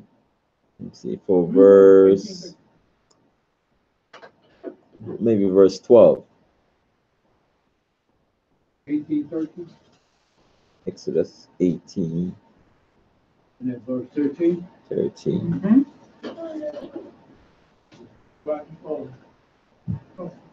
Yeah, And it that, came, Exodus 13, 18, and at verse 13. yes. And it came to pass on the morrow, On the morrow, Moses, God That- Moses, to judge the people, and the people stood by Moses Right. from the morning unto the evening. so they came to Moses, the people came to Moses from morning to evening. Complain. No, he sat to judge the people. Verse 14.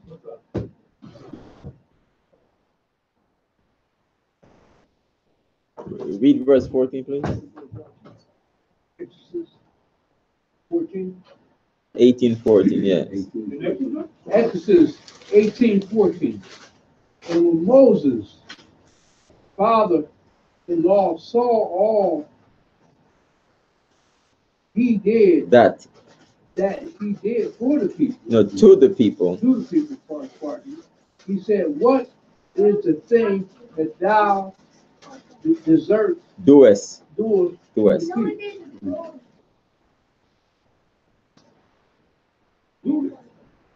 Keep reading. 14.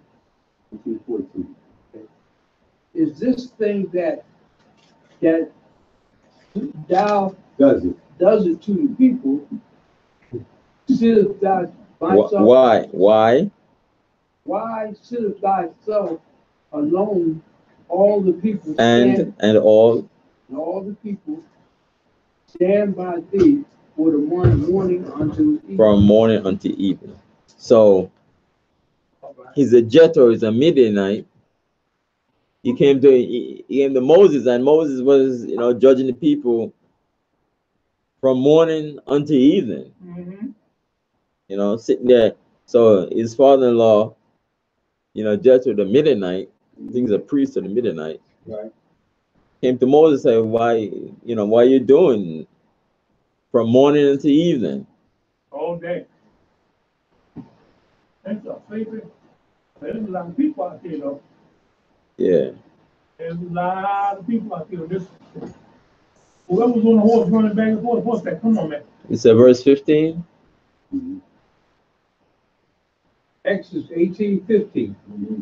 And Moses said unto his father-in-law, because the people come unto me to inquire of God. So verse 16. Read verse 16 also. Verse 16. When they have a matter, they come unto me and judge. And I judge between one and another, and make them and know, I and I do make them know the statutes of God and his laws. Right. Verse 17, last verse. And Moses, the father-in-law, said unto him, the thing that thou doest is not good. Yes, it's not good. People coming to you from morning until evening, and everybody's coming to Moses, and it's that, That's a lot of people coming to him all day. Let me just read verse 18. And thou wilt surely wear away both thou and this people that is with thee, for this thing is too heavy for thee. Thou art not able to perform it thyself alone. So verse 18. So now the Most High is gonna step in.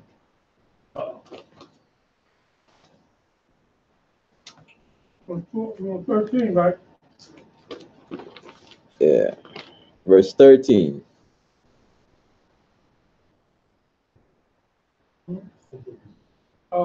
Numbers. 11, 18. Yeah. Verse 13. 13, right? Verse 13. When should I have flesh to give unto all this people? For they weep unto me, saying, give us flesh that we may eat. Verse 14. I am not able to bear all this people alone, because it is too heavy for me. No, heavy, yeah, heavy for me. So going back to Exodus 18, 13 to 18, that the people were coming to Moses, all the time from morning to evening, and for every matter they coming to Moses.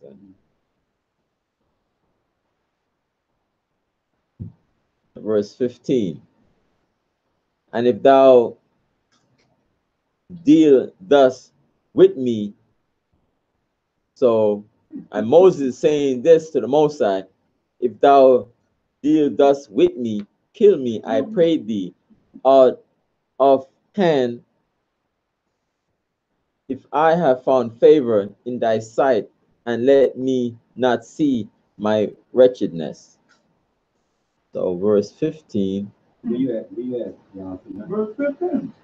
Thank you. Numbers. 11, verse 15. Okay. Numbers 11, 15. So Moses is feeling the burden. So let me read. Said you got a question. Oh. So basically, Moses praying for Most High to kill him.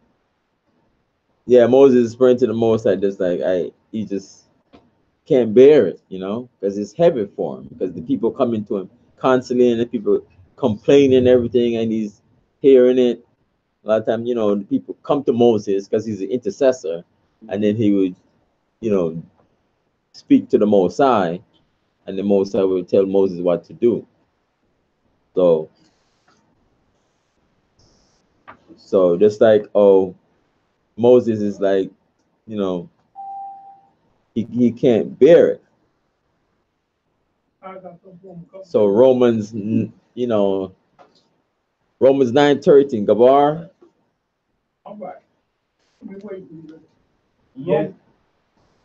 Yes, the Most High to kill him. He asked him to. Right? But if it's the Most High's will. Yeah, but If the Most High want to kill him, just, he has the Most High for a favor. If he find favor in his sight, just kill me. I don't want to deal with it. Yeah, so Romans 9:3. Hold on, Romans 9:3, everybody. Verse 15, Romans. Oh, that's fine now. Coming back to that. Put the finger there. That's the act. Romans. So Paul felt this too. Before Romans. Go ahead. 9:3. Son.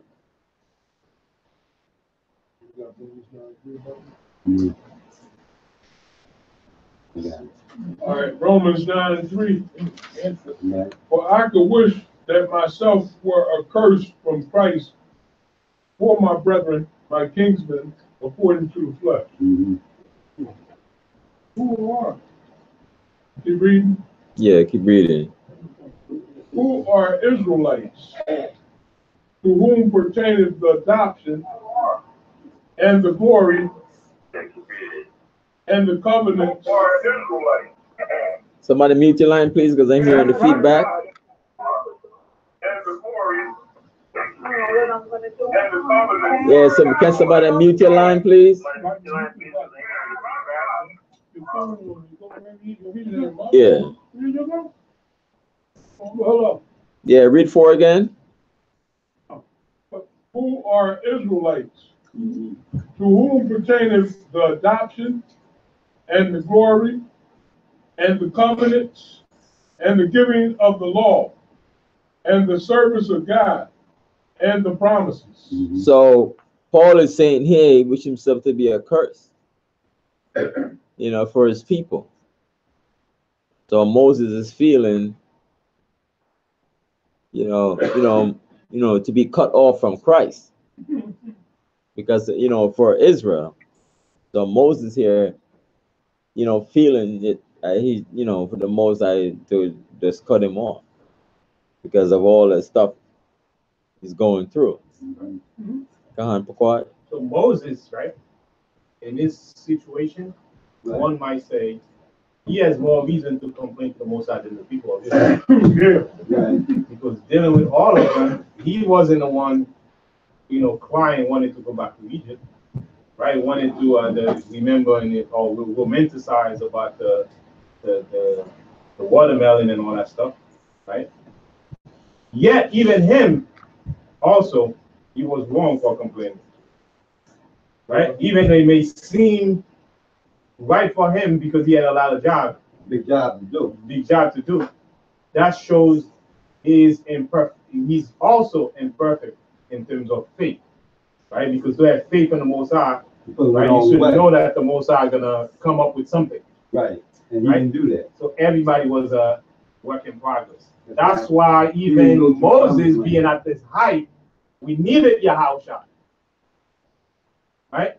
We needed Yahushua, even Moses being at his height. Moses couldn't even, handle the situation the way he's supposed to. That's why he didn't make it to the promised land. Let me read a scripture. No, it was like later on when at the rock, he didn't, do the way the Most High told him to do it. Give the Most High the glory and everything. So that's why. All right, let's read up Ephesians 2:19 and 20. Moses was the intercessor between us and the Most High, right? Right. Yes. To intercede. When we going off, he goes to the Most High. When we were getting burned, he went to the Most High, and the fire was quenched because of his prayer for Israel. Even with that, he was limited in some sense in terms of faith. Right. Let's go to see who actually has it, right? Not that he did his part at his time, but the Most High had to send Yahushua, right, to show us everything. So Ephesians 2:19. Ephesians chapter 2, 19 to 20. What's the next page?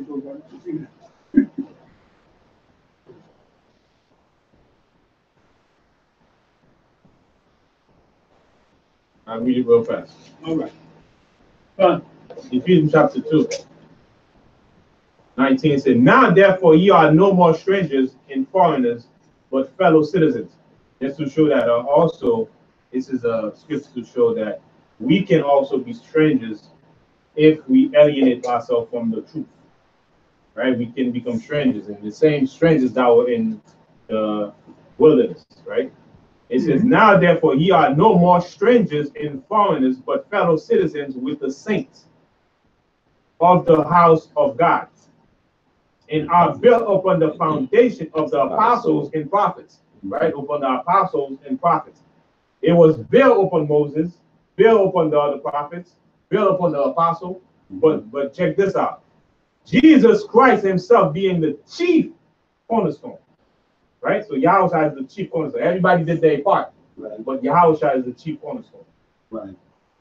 Okay? Yahushua is the ultimate intercessor, is the one that intercede for us once and forever, right? So he did not have any lacking in terms of faith comparing to the other apostles, but yet not to discredit the other apostles, right? Okay. They did their part up to that point. Okay. And even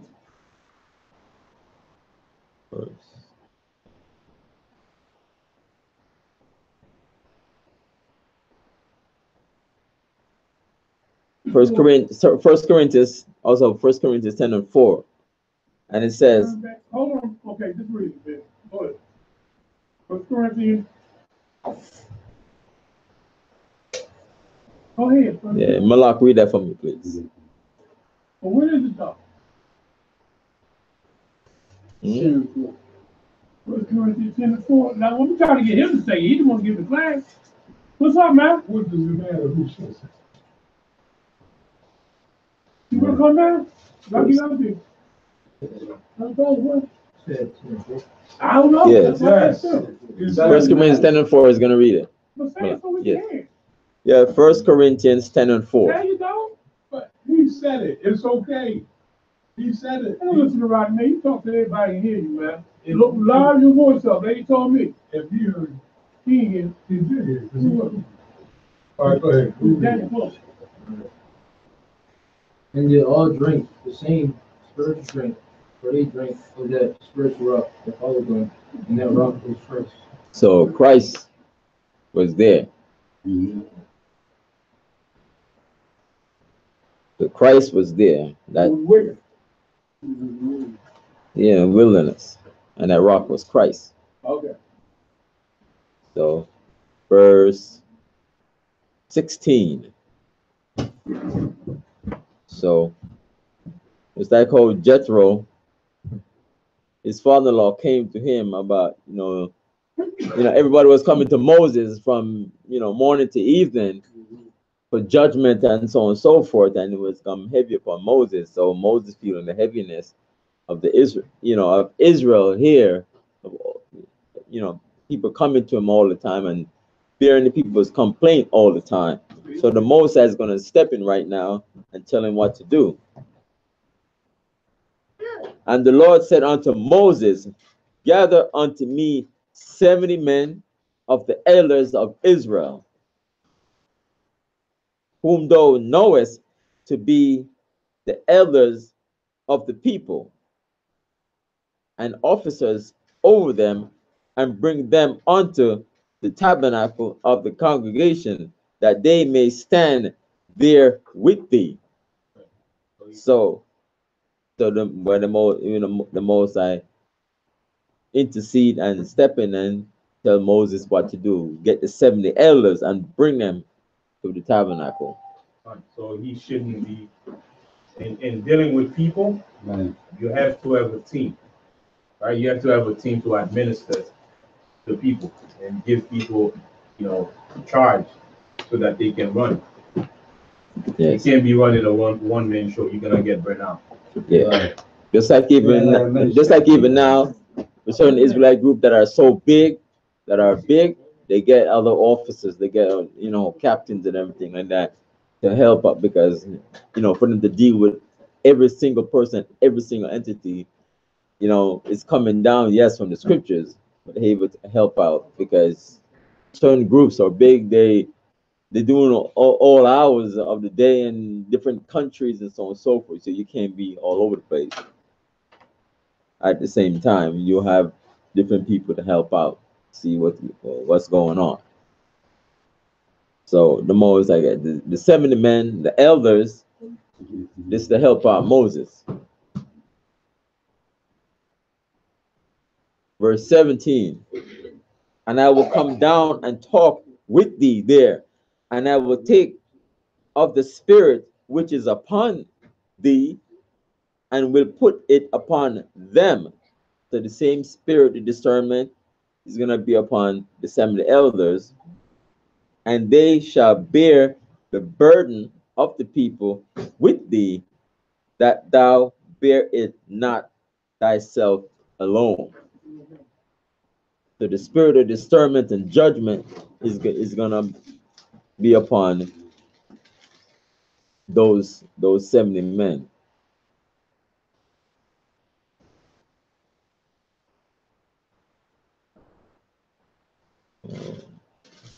That's one scripture.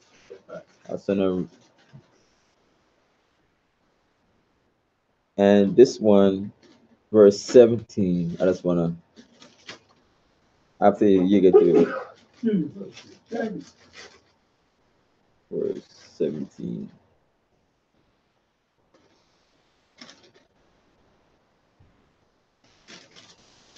You can't for what? Con. Scripture First here. Thessalonians chapter 3. Thessalonians.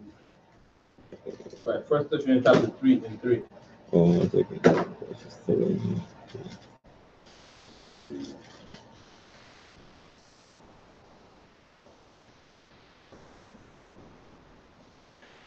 First Thessalonians 3 and 3. Con.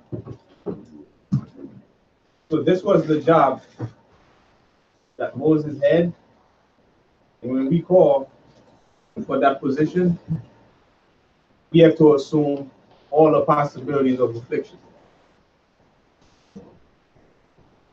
Yet, in the midst of it, we may not be able to react accordingly, but we warn from the beginning what comes with the job. First Thessalonians 3 and 3 reads, that no man should be moved by these afflictions. For yourselves know that we are appointed thereunto. That's what we appointed to. So when Moses, was pressured, right? He even felt the pressure. He went to the Most High. I need to go. But again, he complained. The way he complained and the manner in which he complained, said, I didn't have these people. I didn't make them. Oh, did I make them? Oh, okay. He said, did I make him? I didn't make them. So he really complained. Yeah, he really lay out some complaint in his level. You really let it I didn't make it. He let it out. Right. Why should I be going through all these problems with these people like that? I didn't make them. You told me to go get it. So, right. Right. He said, how you gonna let me by myself like that, knowing that the Most High gonna leave you by yourself? You gotta exercise some faith. You gotta have Yes. But you know what happened? That's why we have grace. All of us here, probably if you were put in that situation, would have done the same thing. Probably. Okay. Yeah. We ain't even got that many people when we do it. Exactly. Okay. Let's imagine that. Yeah. Let's imagine that. Right? Yeah, you're right. So that's where grace comes in, right? Grace If it wasn't for Yahweh, we wouldn't have no grace. we done. Because we fall into the same trap. Right. Once affliction hits, we do the same exact thing. I'm out. Wow. Please, right in there. I said, and I quit. We got to fire me. I just want to read a couple of scriptures. It's from the ends, Psalm 61 and 2. I know you have it highlighted. You know that. Psalm 61 and 2. From the end of the earth will I cry unto thee. When my heart is overwhelmed, lead me to the rock that is higher than I. So he goes to the Most High to help him when he's overwhelmed. So he seeks that is higher than I, the Most High. So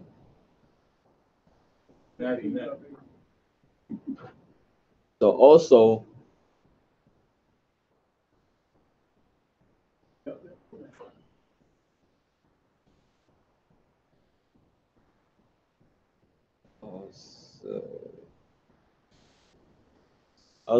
I read another Psalms.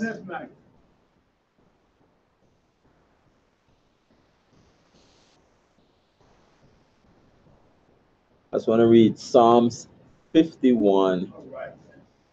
That's the sin for you. So is a spirit of discernment, a spirit with the Most High. Spirit, that spirit. But like our Psalm, but our King David would write, verse 51, Psalms 51 and 11. It says, cast me not away from thy presence, and take not thy Holy Spirit from me. From me. So that Holy Spirit that was upon David and was upon Moses the same spirit of discernment and understanding that the Most High had had upon Moses, as we're gonna read, later on, as how between Aaron and Miriam, he said, my servant Moses. Yeah, you don't want the Most High to take his spirit away from you. That we say he's begging, don't take it away from you. Yes, the Holy Spirit to give you that discernment, because it's bad. Even though he, he complained, and even though he didn't really did what he's really supposed to do at that time, Yeah. He told him don't take the spirit away from him. Yeah, as David. Same as David, right? Yeah, this is David. Because you don't want the Most High to take his spirit away from you. You're gonna be in a bad state.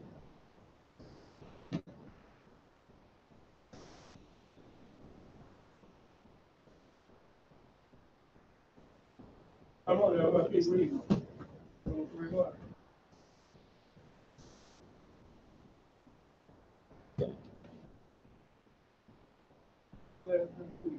So that's verse 17. So you don't have to bear it alone by getting these 70 men, the elders of Israel. Verse 18.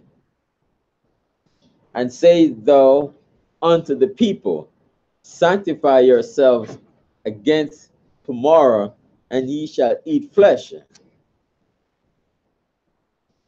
The most, to tell the people, you're going to eat flesh, for ye have wept in the ears of the Lord, saying, who shall give us flesh to eat? For it was well with us in Egypt. Therefore the Lord will give you flesh, and ye shall eat. Joe, they talk about well with Egypt. That's in verse 5. About we remember the fish and would eat, which we did eat in Egypt freely, so on and so forth. Verse 5. So verse 18. You remember? Yeah. Reference to verse 5. Verse 19. The Moses say, you're going to eat. You're going to eat flesh. Verse 19. Ye shall not eat 1 day, nor 2 days, nor 5 days, neither 10 days, nor 20 days. Verse 20. But even a whole month, until it comes out of your nostrils, and it be loathsome unto you, because that ye have despised the Lord which is among you, and have wept before him, saying, why came we forth out of Egypt? The Most High say you're gonna eat it so much it's gonna become loathsome. It's gonna come out your nose that you're gonna eat so much of it. Verse 21. And Moses said, the people among whom I am are 600,000 footmen. 600,000. And thou hast said, I will give them flesh that they may eat a whole month.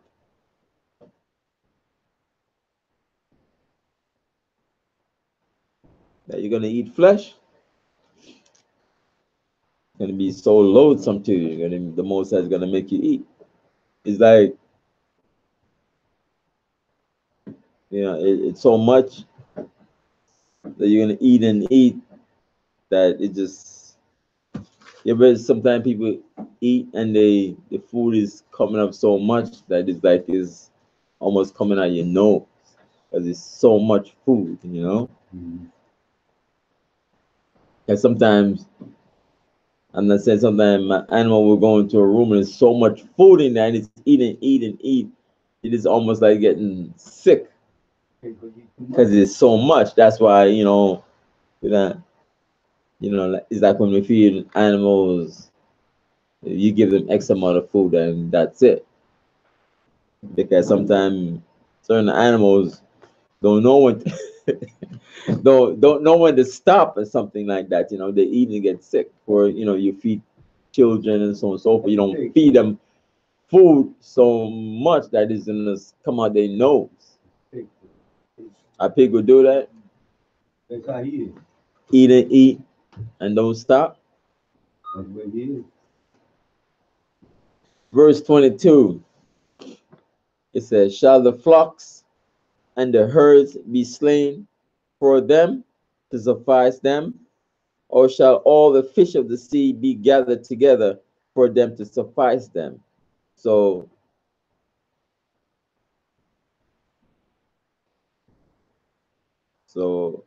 all his flocks, and is it able to feed them? You know, will it be enough for them and all the fish? Will it be enough for them?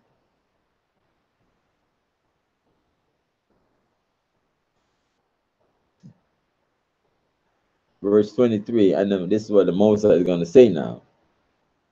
And the Lord said unto Moses, is the Lord's hand waxed short? Is he not, I mean, as if he's not able to, you know, feed them and do things for Israel. Thou shalt see now whether my word shall come to pass unto thee or not.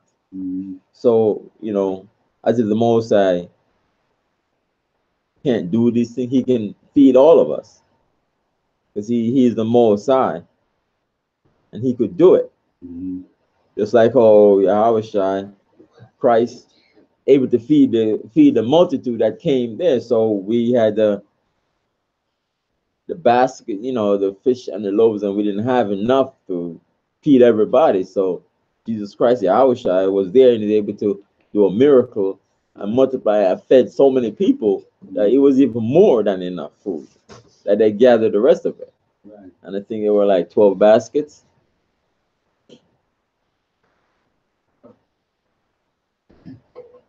And you see how the Most High is answering Moses' prayer. In part, because the Most High will not, if it's, Most High will do the right thing, answer your prayer, what is necessary. Right. Remember, Moses asked the Most High to kill him. Yeah, yeah. Because he didn't want to see his righteousness, right? Meaning his weakness, but in him. Now the Most High answered his prayer by providing support with the elders, right? Just the presence of the elders, kind of like, you know, give him some confidence. Right. Yet the Most High didn't kill him. The Most High went to him to see his weakness, and through his weakness, he has to go to the Most High. Right. Right. So seeing his weaknesses, the Most High let that happen. Let him see it. Let him see his weakness and see that he got to seek him, right, to get things done. Right. Let him know he can't do it alone. He can't do it alone. But the Most High didn't kill him. Right. He got mercy. Right. Because he knew that was emotion speaking. Right? He had the right understanding, but the wrong attitude. He knew that he couldn't do it, but the way he speak was the wrong attitude. The way he did it. Right. So it was emotion. Coming out. Coming out.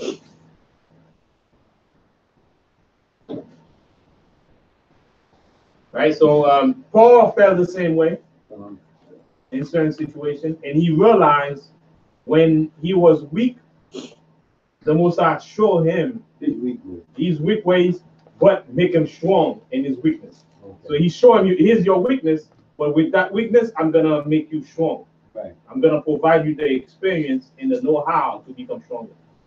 Right. So we read that instead. Write down 2 Corinthians 12 and 9. 2 Corinthians 12 and 9. So weakness is not bad if we have the right understanding and the right attitude towards it.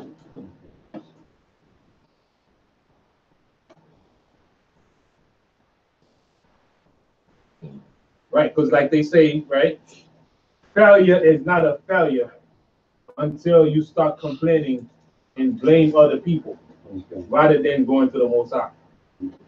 That's When you start blaming and start having the wrong attitude, that's when you really fail. Okay. 2 Corinthians. 2 Corinthians 12 and 9. We got it down. 12 and 9. Good. 2 Corinthians 12 and 9. 2 Corinthians 12. It's Paul speaking how you make perfect in weakness. Mhm. Okay.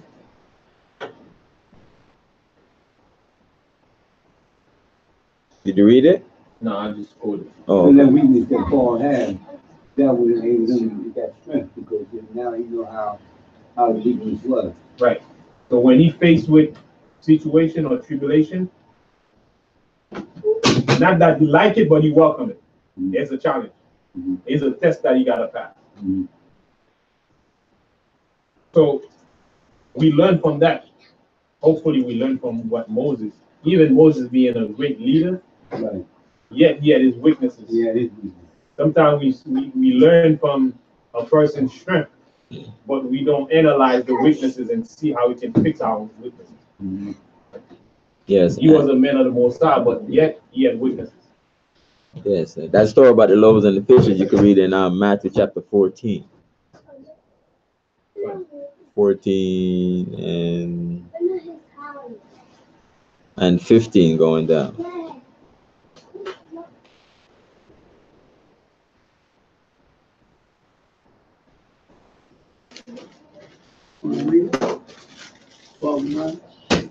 No, I just no. I just reference to it.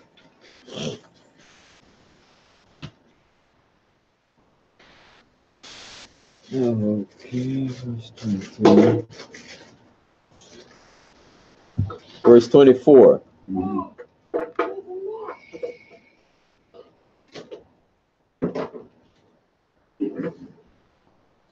All right. Verse 24. And Moses went out and told the people the words of the Lord and gathered the 70 men of the elders of the people and set them round about the tabernacle. And the Lord came down in a cloud and spake unto him and took of the spirit that was upon him and gave it unto the 70 elders. And it came to pass that when the spirit rested upon them, they prophesied and did not cease. So the same spirit that was on Moses was on the 70 elders. Yes. The Most High with the same spirit of discernment and understanding of the scriptures. And notice also, Moses didn't pick men that would be elders. He picked men that were already elders. Why? Because of their wisdom and experience. Yes. It was quite nice if he wasn't pick somebody that had some kind of knowledge anyway. Right. He didn't just pick anybody, so it was his job. Yeah. But he picked the one that he knew had the knowledge. That the knowledge and wisdom, right? Yeah. Because Moses, the elders, they picked by the Most High. The Most High picked elders, but they are recognized by people. Right. Right. Yes. Like I said, like with the script, like in verse 16, it says, "Whom thou knowest to be the elders of the people." God. People who already have experience in dealing with the people. Right. Right. So those are the people you can pick. People with experience, wisdom, already. Mm. Some sort of wisdom, and then the Most High would put the spirit on them, and to fashion them in the way that they will serve the people. Okay. Yes. Verse 26. But there remained two of the men in the camp.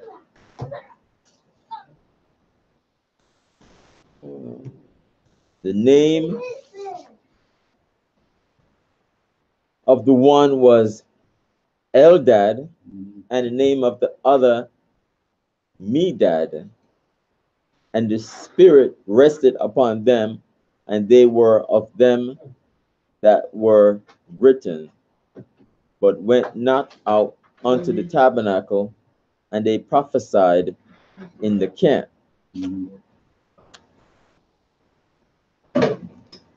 So remain two of the men, that they had the Spirit upon them.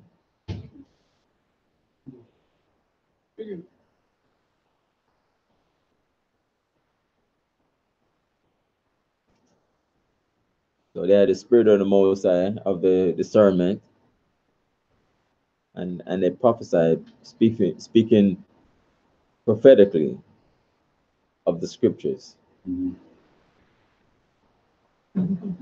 Why the Most High didn't put a separate spirit on it? Why it said the same spirit? On the 70 people? No, he that. Yeah, these two are These two, but These two. including the other ones. Including the other ones. yeah.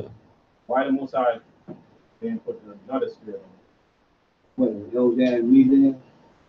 No, all of them. it? All of them. Why the Most High put the same spirit? Because he wanted them to think the same thing. Exactly. Yeah, to be worded. Maybe All on the be on same one accord. accord. Right. Same. Right. Same Yeah. vision, same spirit, Right, right? Same mind, so that there's no disagreement among them. right. All be on one accord. Right.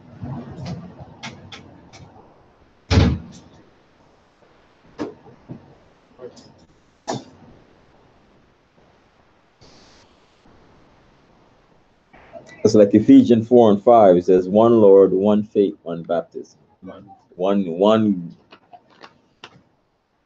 One faith. Verse 26.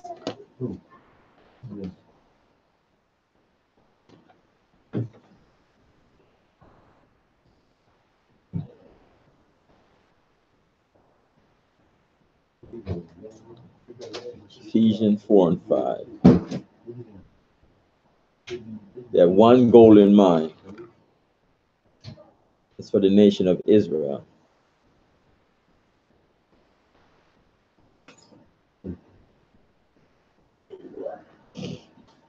Verse 27. All right. And there ran a young man and told Moses and said, Eldad and Medad do prophesy in the camp. So when, young man ran and told Moses this. Verse 28. And Joshua. You said me that, all that. They prophesied? Yeah, they prophesy in the camp. It's like, wow,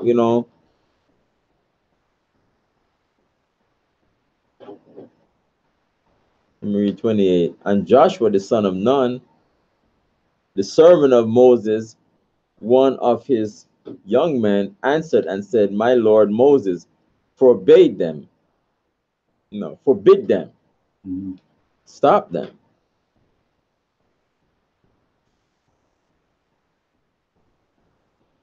Kind of like what we see today. Yeah. Right? Says he's like in the scriptures, he's not. It's not dealing with us. Yeah, not dealing with us. Stop him. Not dealing with us.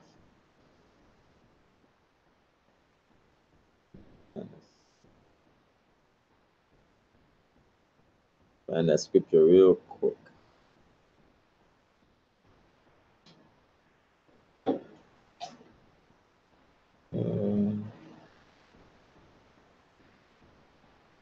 Find that scripture real quick. Find that.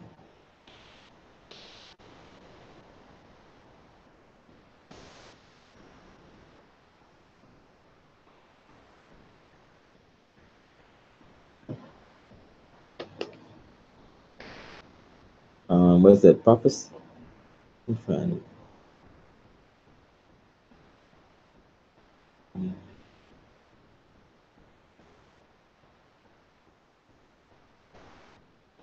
Find that real quick.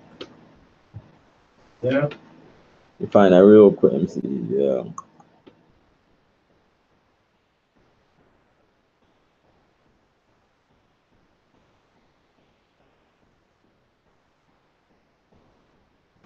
Can you find that one in the scriptures? It says when they came to Yahweh Jesus and they told him that they saw other people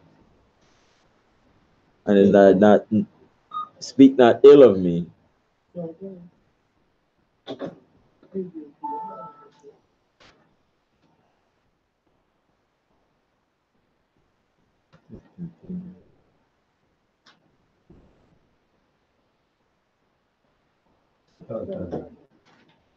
Yeah. Looking for it, right?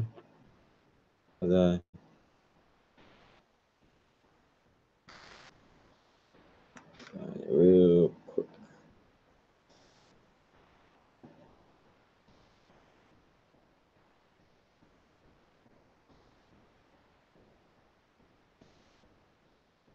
Oh, Matthew 20 and 30, 12 and 30. 28.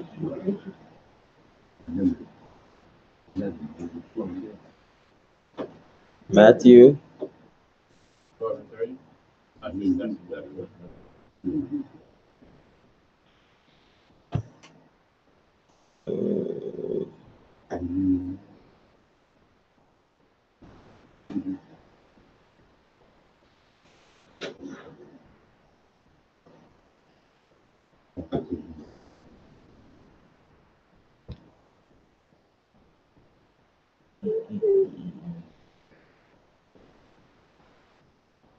Yeah, that's not it, but Which one are you looking for? I don't know exactly. No personal.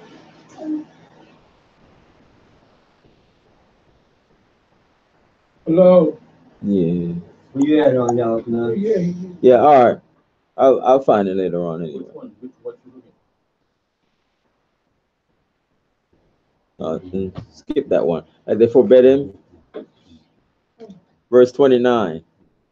And Moses said unto him, envious thou for my sake? Would God that all the Lord's people were prophets, and that the Lord would put his spirit upon them? So, Moses is the intercessor, but the Most High gathered the 70 elders to have the same spirit upon them as Moses. Help moving now.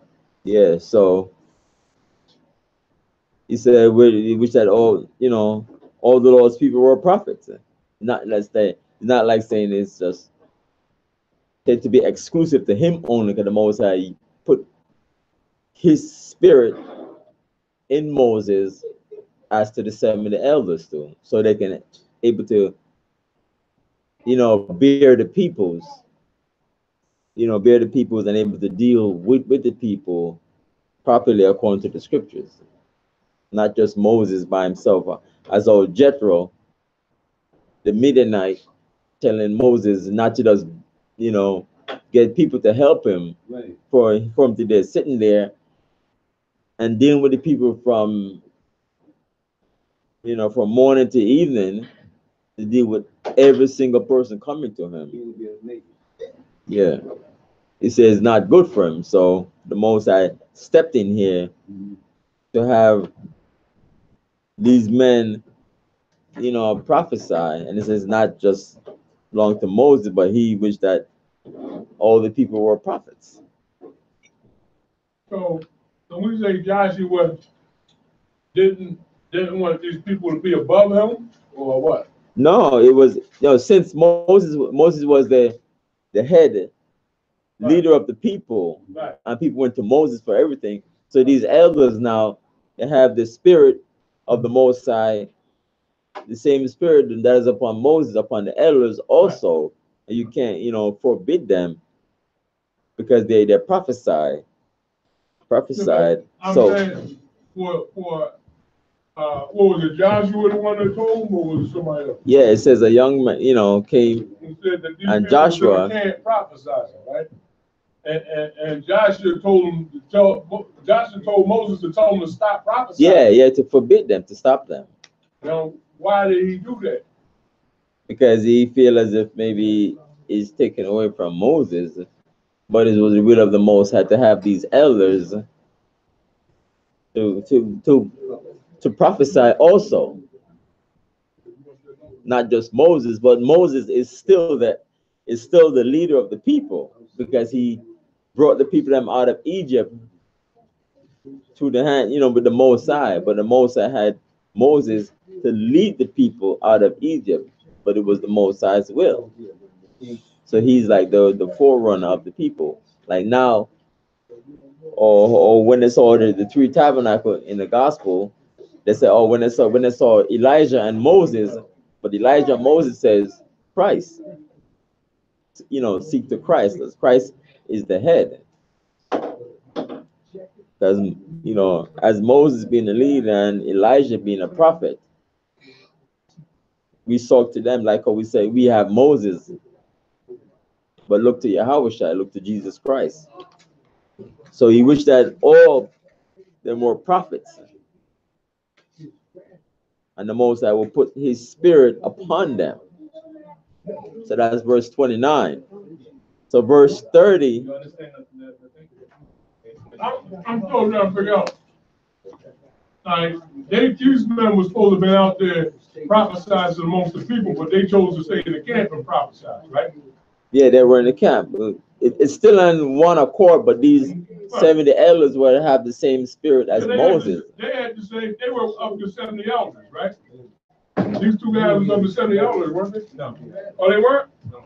Oh, but Yeah. they just got the spirit too, though. Right, they got the spirit. Yeah. Oh, okay. It's just like somebody got a spirit in another school, and then they're not part of that school. And then we go to, let's say, for example, Samaj. We tell Samaj, listen, we find some people teaching over there. Right. Stop them. Right. Stop them from teaching. That's what they did. They weren't around Moses' camp. They were on the outskirts. Right. Now, when Joshua see that, he said, you know what? Stop them. He's not with us. Now, what is Moses talking about when he said, are you envious for my sake? Or it seemed like Moses was telling him, Now, Moses was saying, are you looking out for me, or are you looking out for the Most High? Yeah. Are you looking that's out what for he was me, saying. or are you looking out for the Most High? Because it's not about me. If they're teaching the word of the Most High, it's about the Most High, so let them teach. Oh, okay. Right? So they were looking like Moses. Since Moses was the leader, Right. he went to Moses, thinking that the Moses was going to stop him from teaching. Right. Yeah. Right? But it's not about Moses. If they're teaching the word, let them teach. Oh, Yeah. okay. Yeah, it happens. The build in. Okay. 1 second. Okay. Makes sense. Makes sense. I thought those two was with the Israelites. Who you talking about? They were of the Israelites. Who do you think they were?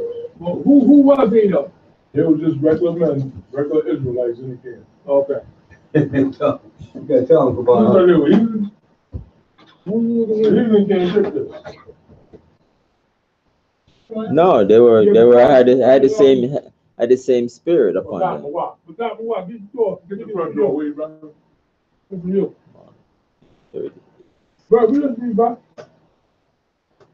I think I got it.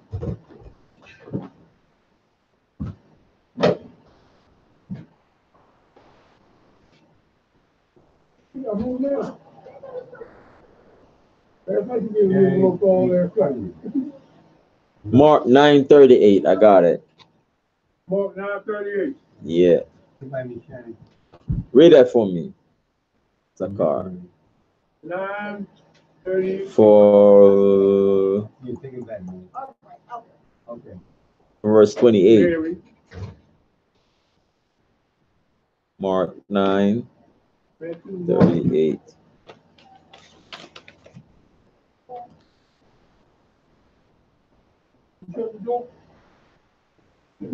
You got it? Zakar? Zakar. Oh, okay. Mark 9:38. And it says, this was Jesus saying, Whosoever No. therefore shall be ashamed of me or my word. No, Mark 9:38. Well, let me go to the next page. And John answered him, saying, Master, we saw one casting out devils in thy name, and he followed not us, and we forbid him because he followed us, not us. Verse. But Jesus said, forbid him not, for there is no man which shall do a miracle in my name that can lightly speak evil of me. Exactly. So he didn't follow. He wasn't in the camp with the disciples, Right. but he was doing the work. He said, "Forbid him not." Who was that doing the miracle?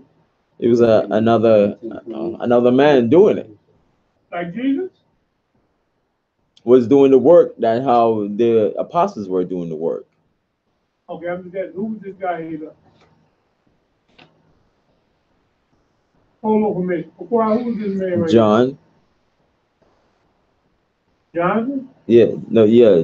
This is Mark and John. It says, yeah. But Like John asked him. John answered him, saying, They Master. don't say who he was. They just say it was somebody doing the work of Jesus. Yeah. No, this is John said, but they didn't name that person, but that person was doing the work as the apostles also. But he was doing the work.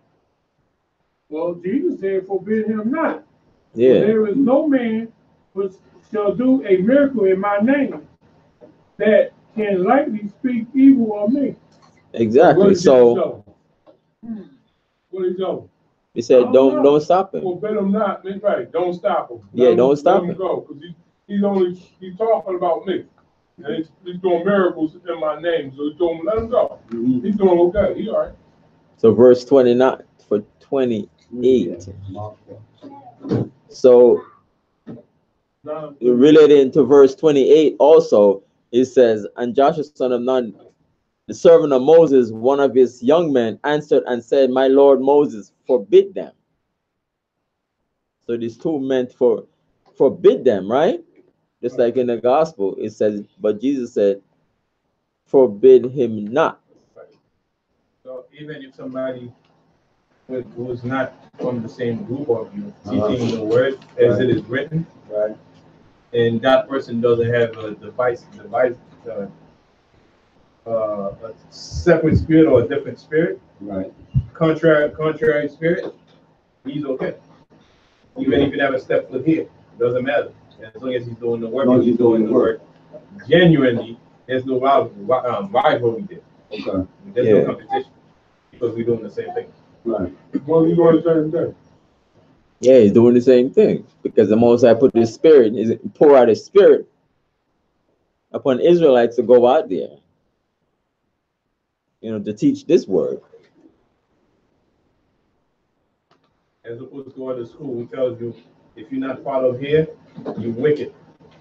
Oh, like the brothers who said that. Yeah. That statement like that. Right. I mean, while you can be mindful of evil spirit, right? You can try the spirit by the spirit, but if the spirit is teaching you if the person is teaching you to keep the laws of the Most High and follow Yahweh, right? Follow the dietary law, follow the high holy days, it's good. It's good. But these brothers, right? They try to put us down. I was out there talking. You know what I mean? They try to put us down because trying to don't come to if you ain't coming to us, you're antichrist. If it's a divisive spirit, and I didn't listen. I listened to what they were saying. I didn't say nothing. Yeah, well, there's two schools I know so far that's like that. I know Yeah. two schools that's like that. Yeah, 69th Street, they're like that. Well, I want to go into it. Yeah. And that school that he just talked about, I forgot where they from. I'm not going to mention any school. Frankly, the school in Frankly, yeah. There's two schools that's like that. Reading out of the King James Bible and Apostles. Yeah, but they want you to follow them. In other words, leave your school and come to us. Right. But your school's teaching the wrong thing. That's how they feel. So they're wrong as hell. Right. As long as we teaching out of this, Right. We okay? Well, everybody's full. I just want to read Isaiah. On the same cue, but they teaching on a different track. We rap. I just want to read this. Isaiah. I'm trying to get the verse. Isaiah. Zakar, Isaiah 55:11. Yeah, no, I wasn't saying. Isaiah, I want you to read it. Okay, now you know I gotta get this. Hurry up, Isaiah 55:11. Son, I'm ready. I got that. So nice and loud so the people can hear you. Right, you want to went through like this? It says Isaiah 55:11. So shall my words be that go forth out of my mouth. Mm-hmm.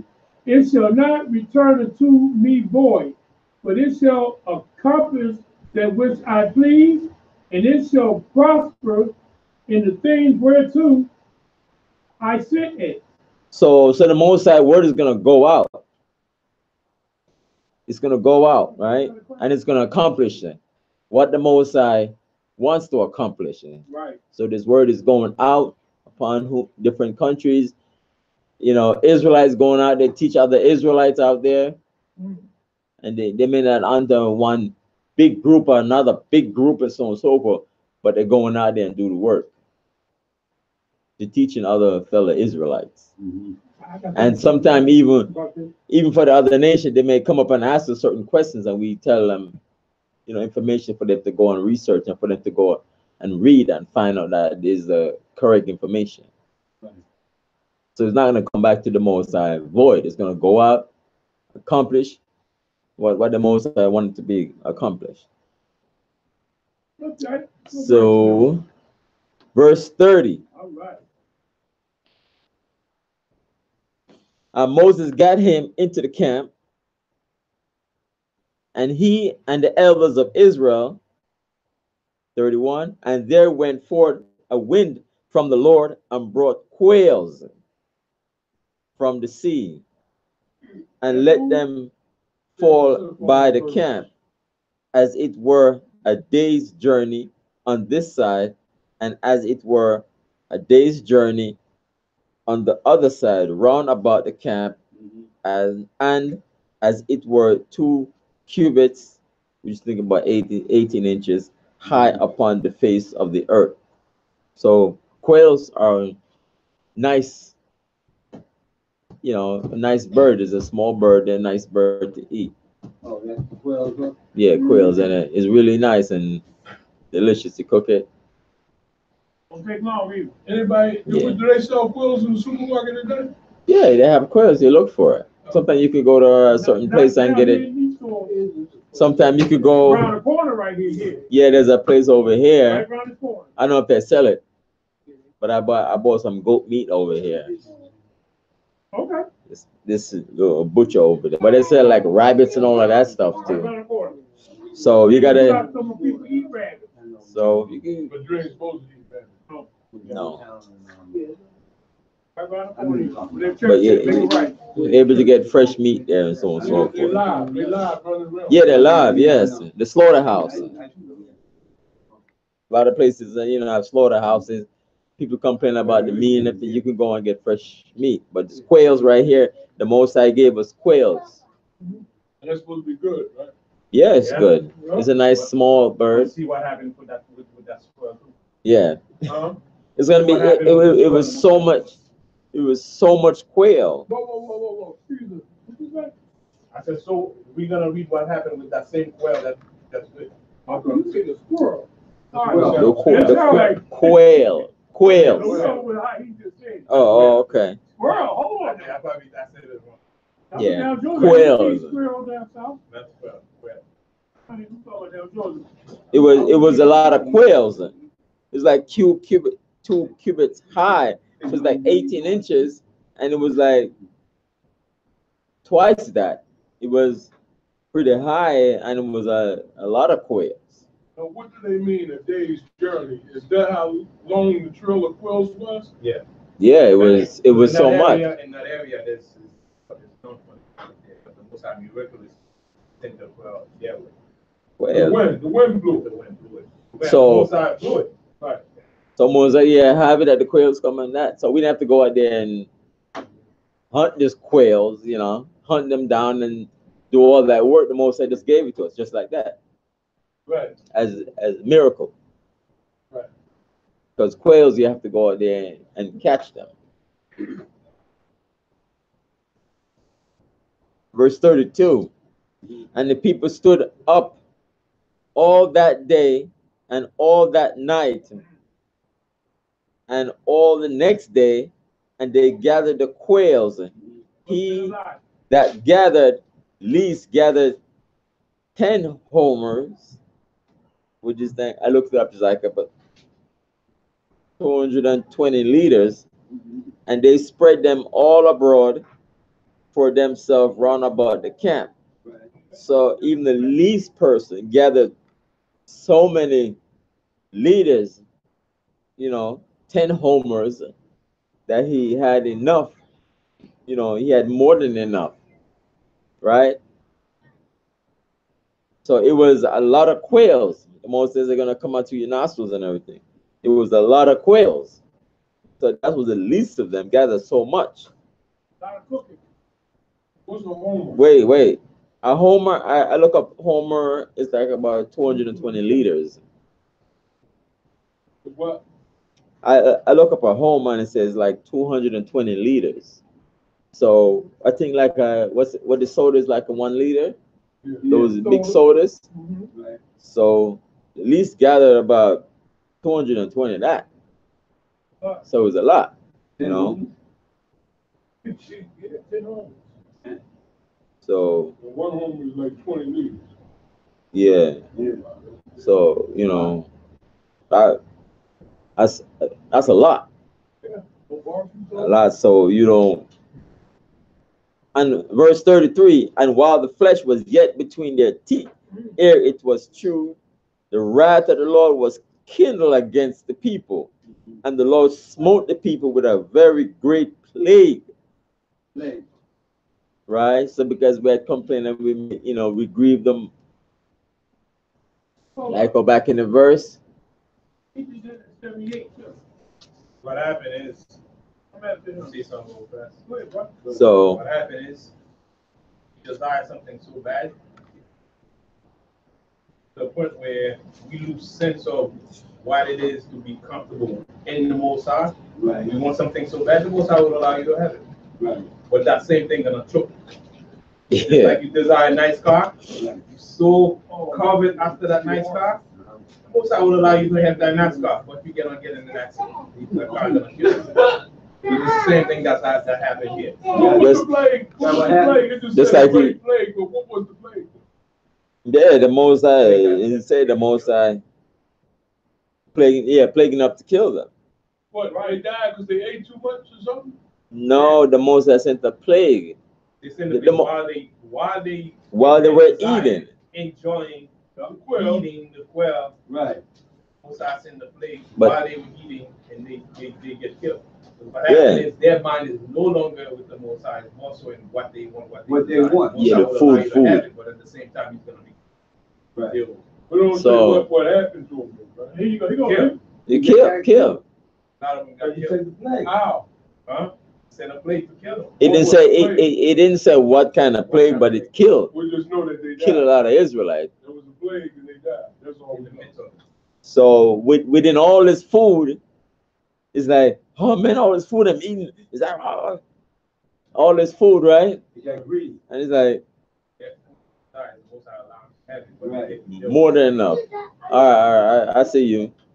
So it was so much that they just focused on the food and all the food. It's like, wow, so much food over there. Eat. They ate themselves to death. No. It was so much of food. But they're focusing on the food, and it's not like saying complain. Yeah, the plague gonna kill a lot of us. You know, it was disgraceful. Another thing that the Most High had gave it to them to help them out, and they took it over into another stage. Yeah, Zakar? He did it to him again in Psalm 878. They asked him for, can he make a table? Can he do this? Can he do that? So right here on Psalm 78, verse 45, man did eat angel food. He sent them meat to the floor. If you go down a little lower, that's the manner. yeah. So Wait, hold on 1 second. Man, can I finish reading properly? You're difficult. No, I'm trying to write it down.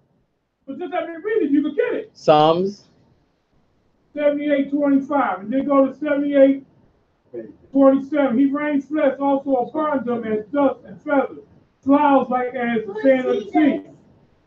But verse 30, they were not estranged from the lust, but while their meat was yet in their mouth, like God has said, the wrath of God came upon them and slew the fatness of them. He killed them. And he also gave them up to the Africans. If you ever read 78, it's long, but it got the same meaning we're reading right now. But they kept asking and asking and asking and asking. They asked for everything. And he smoked them. He also gave them over to the Africans right here. And he left them. But then at the end, what's the tribe called? Ephraim, the Spanish people?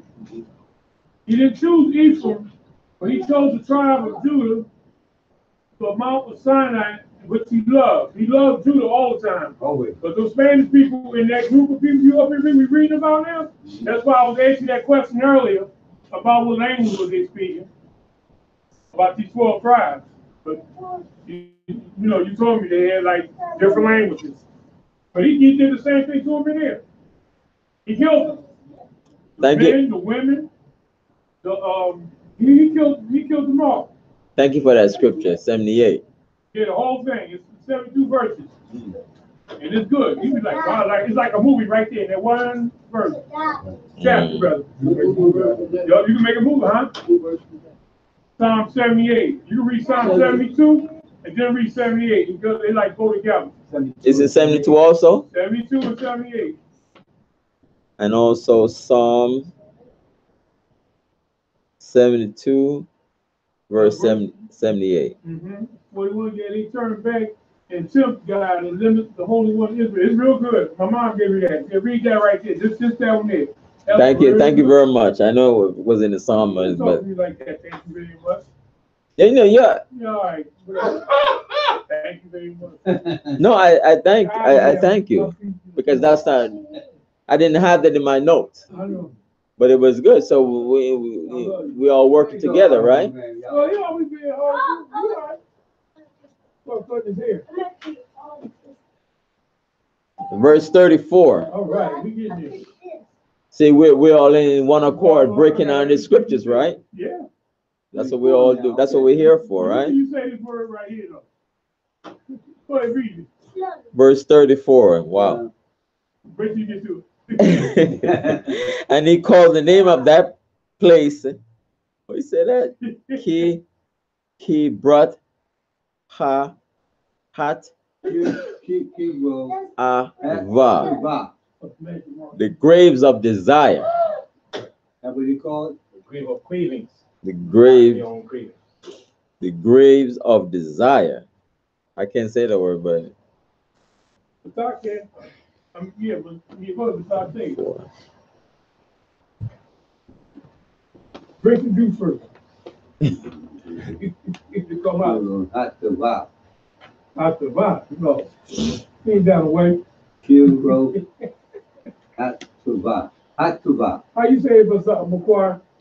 Verse 34. Keep on. Hot to vibe. of this. That's it.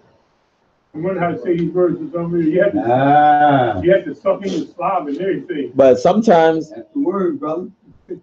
sometimes when they read the scriptures and they translate it, sometimes they translate it the exact way or the Hebrew is, but sometimes they translate it to English. So because they look at the word and it's like say the same thing as in Hebrew in English. Sometimes they do it in English. Because they buried the people that love you. Right, so they dying down lust. Yeah. Because there they buried the people that lusted. Verse 35. Unless you got a verse. Go ahead, I'm with you. Thank you, my brother. You someone has somebody to play with today. All ages, both of us. We gonna Verse go back. 35. And the people journeyed from Kibroth Hattava Hatava. unto Hatava. Hazeroth and abode at That's the Hazeroth. next word. How's right? Hazeroth. So they left that place. Yeah, graves of desire. They learned a lesson from that, Yeah. and they went from there to another place. That was right there. Yeah. So Very spiritual. That was great. so it's 2 o'clock now, and we're gonna come back at. Yeah. It's 2 o'clock now. We're gonna take a half an hour break. Whoa. No, Huh? you like that fly? Yeah, it's 2 o'clock now. We're gonna take a half an hour break. Then we're gonna come back, and we're gonna do Numbers chapter 12. 12 then, right? Yeah. All right. Okay. All right. That's good. Shalom Israel. Enjoy Come on. the Sabbath. It's still the Sabbath. No cooking, no kindling of fire, no microwaving either. All right. Shalom. Come back at 2:30.